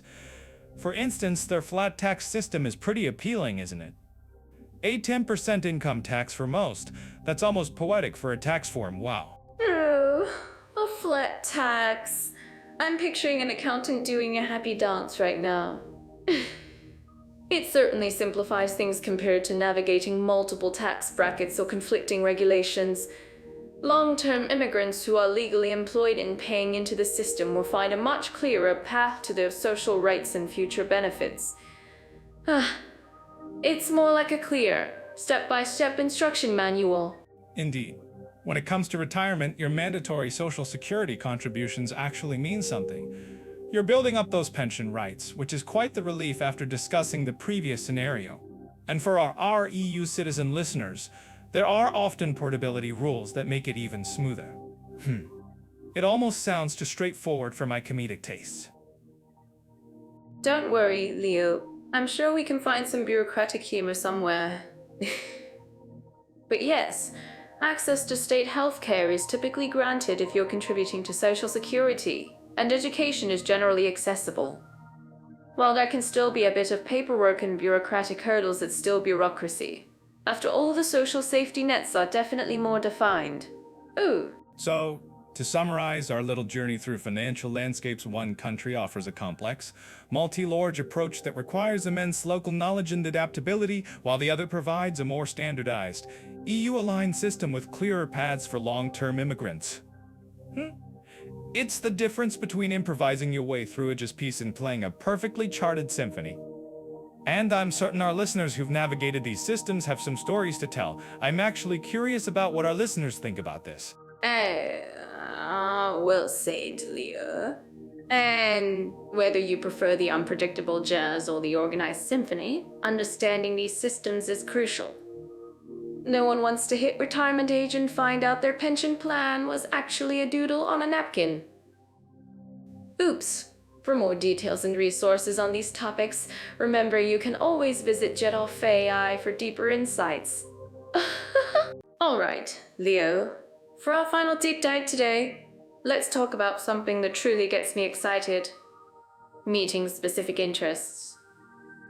I mean, who doesn't love a good hobby, right? Especially when you're in a new place. I'm imagining myself trying to join a local dance group, probably making a joyful mess of things.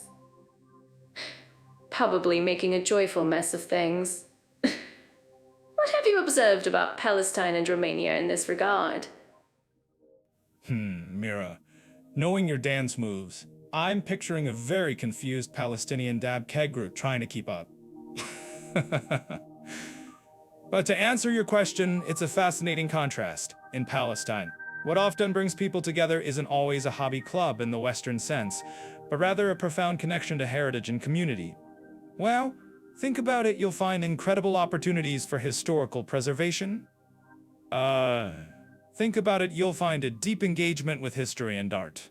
Wow, that sounds absolutely beautiful, Leo.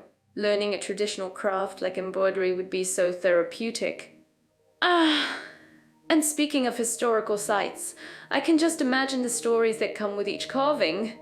I'm certain that our listeners interested in history would find that captivating.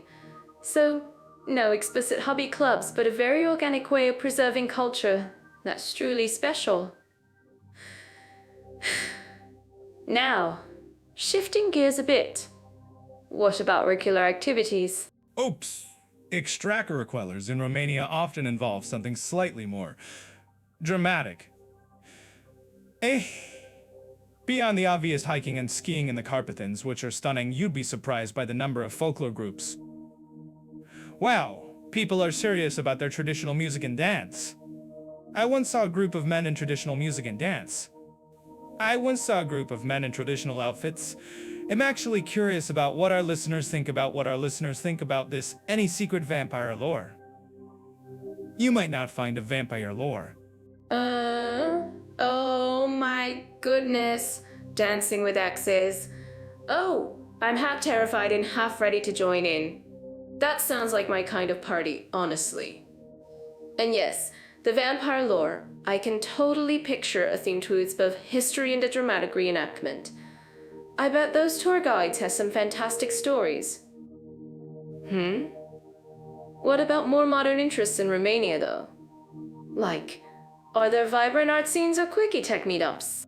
Modern interests are certainly there, but often with a distinct local flavor. Oh, take art for instance. While you'll find contemporary galleries in Bucharest or Cluj-Napoca, there's also a strong emphasis on traditional art forms like the painted eggs of Bukovina. Wow. These aren't just crafts or intricate eggs of Bukovina. Well,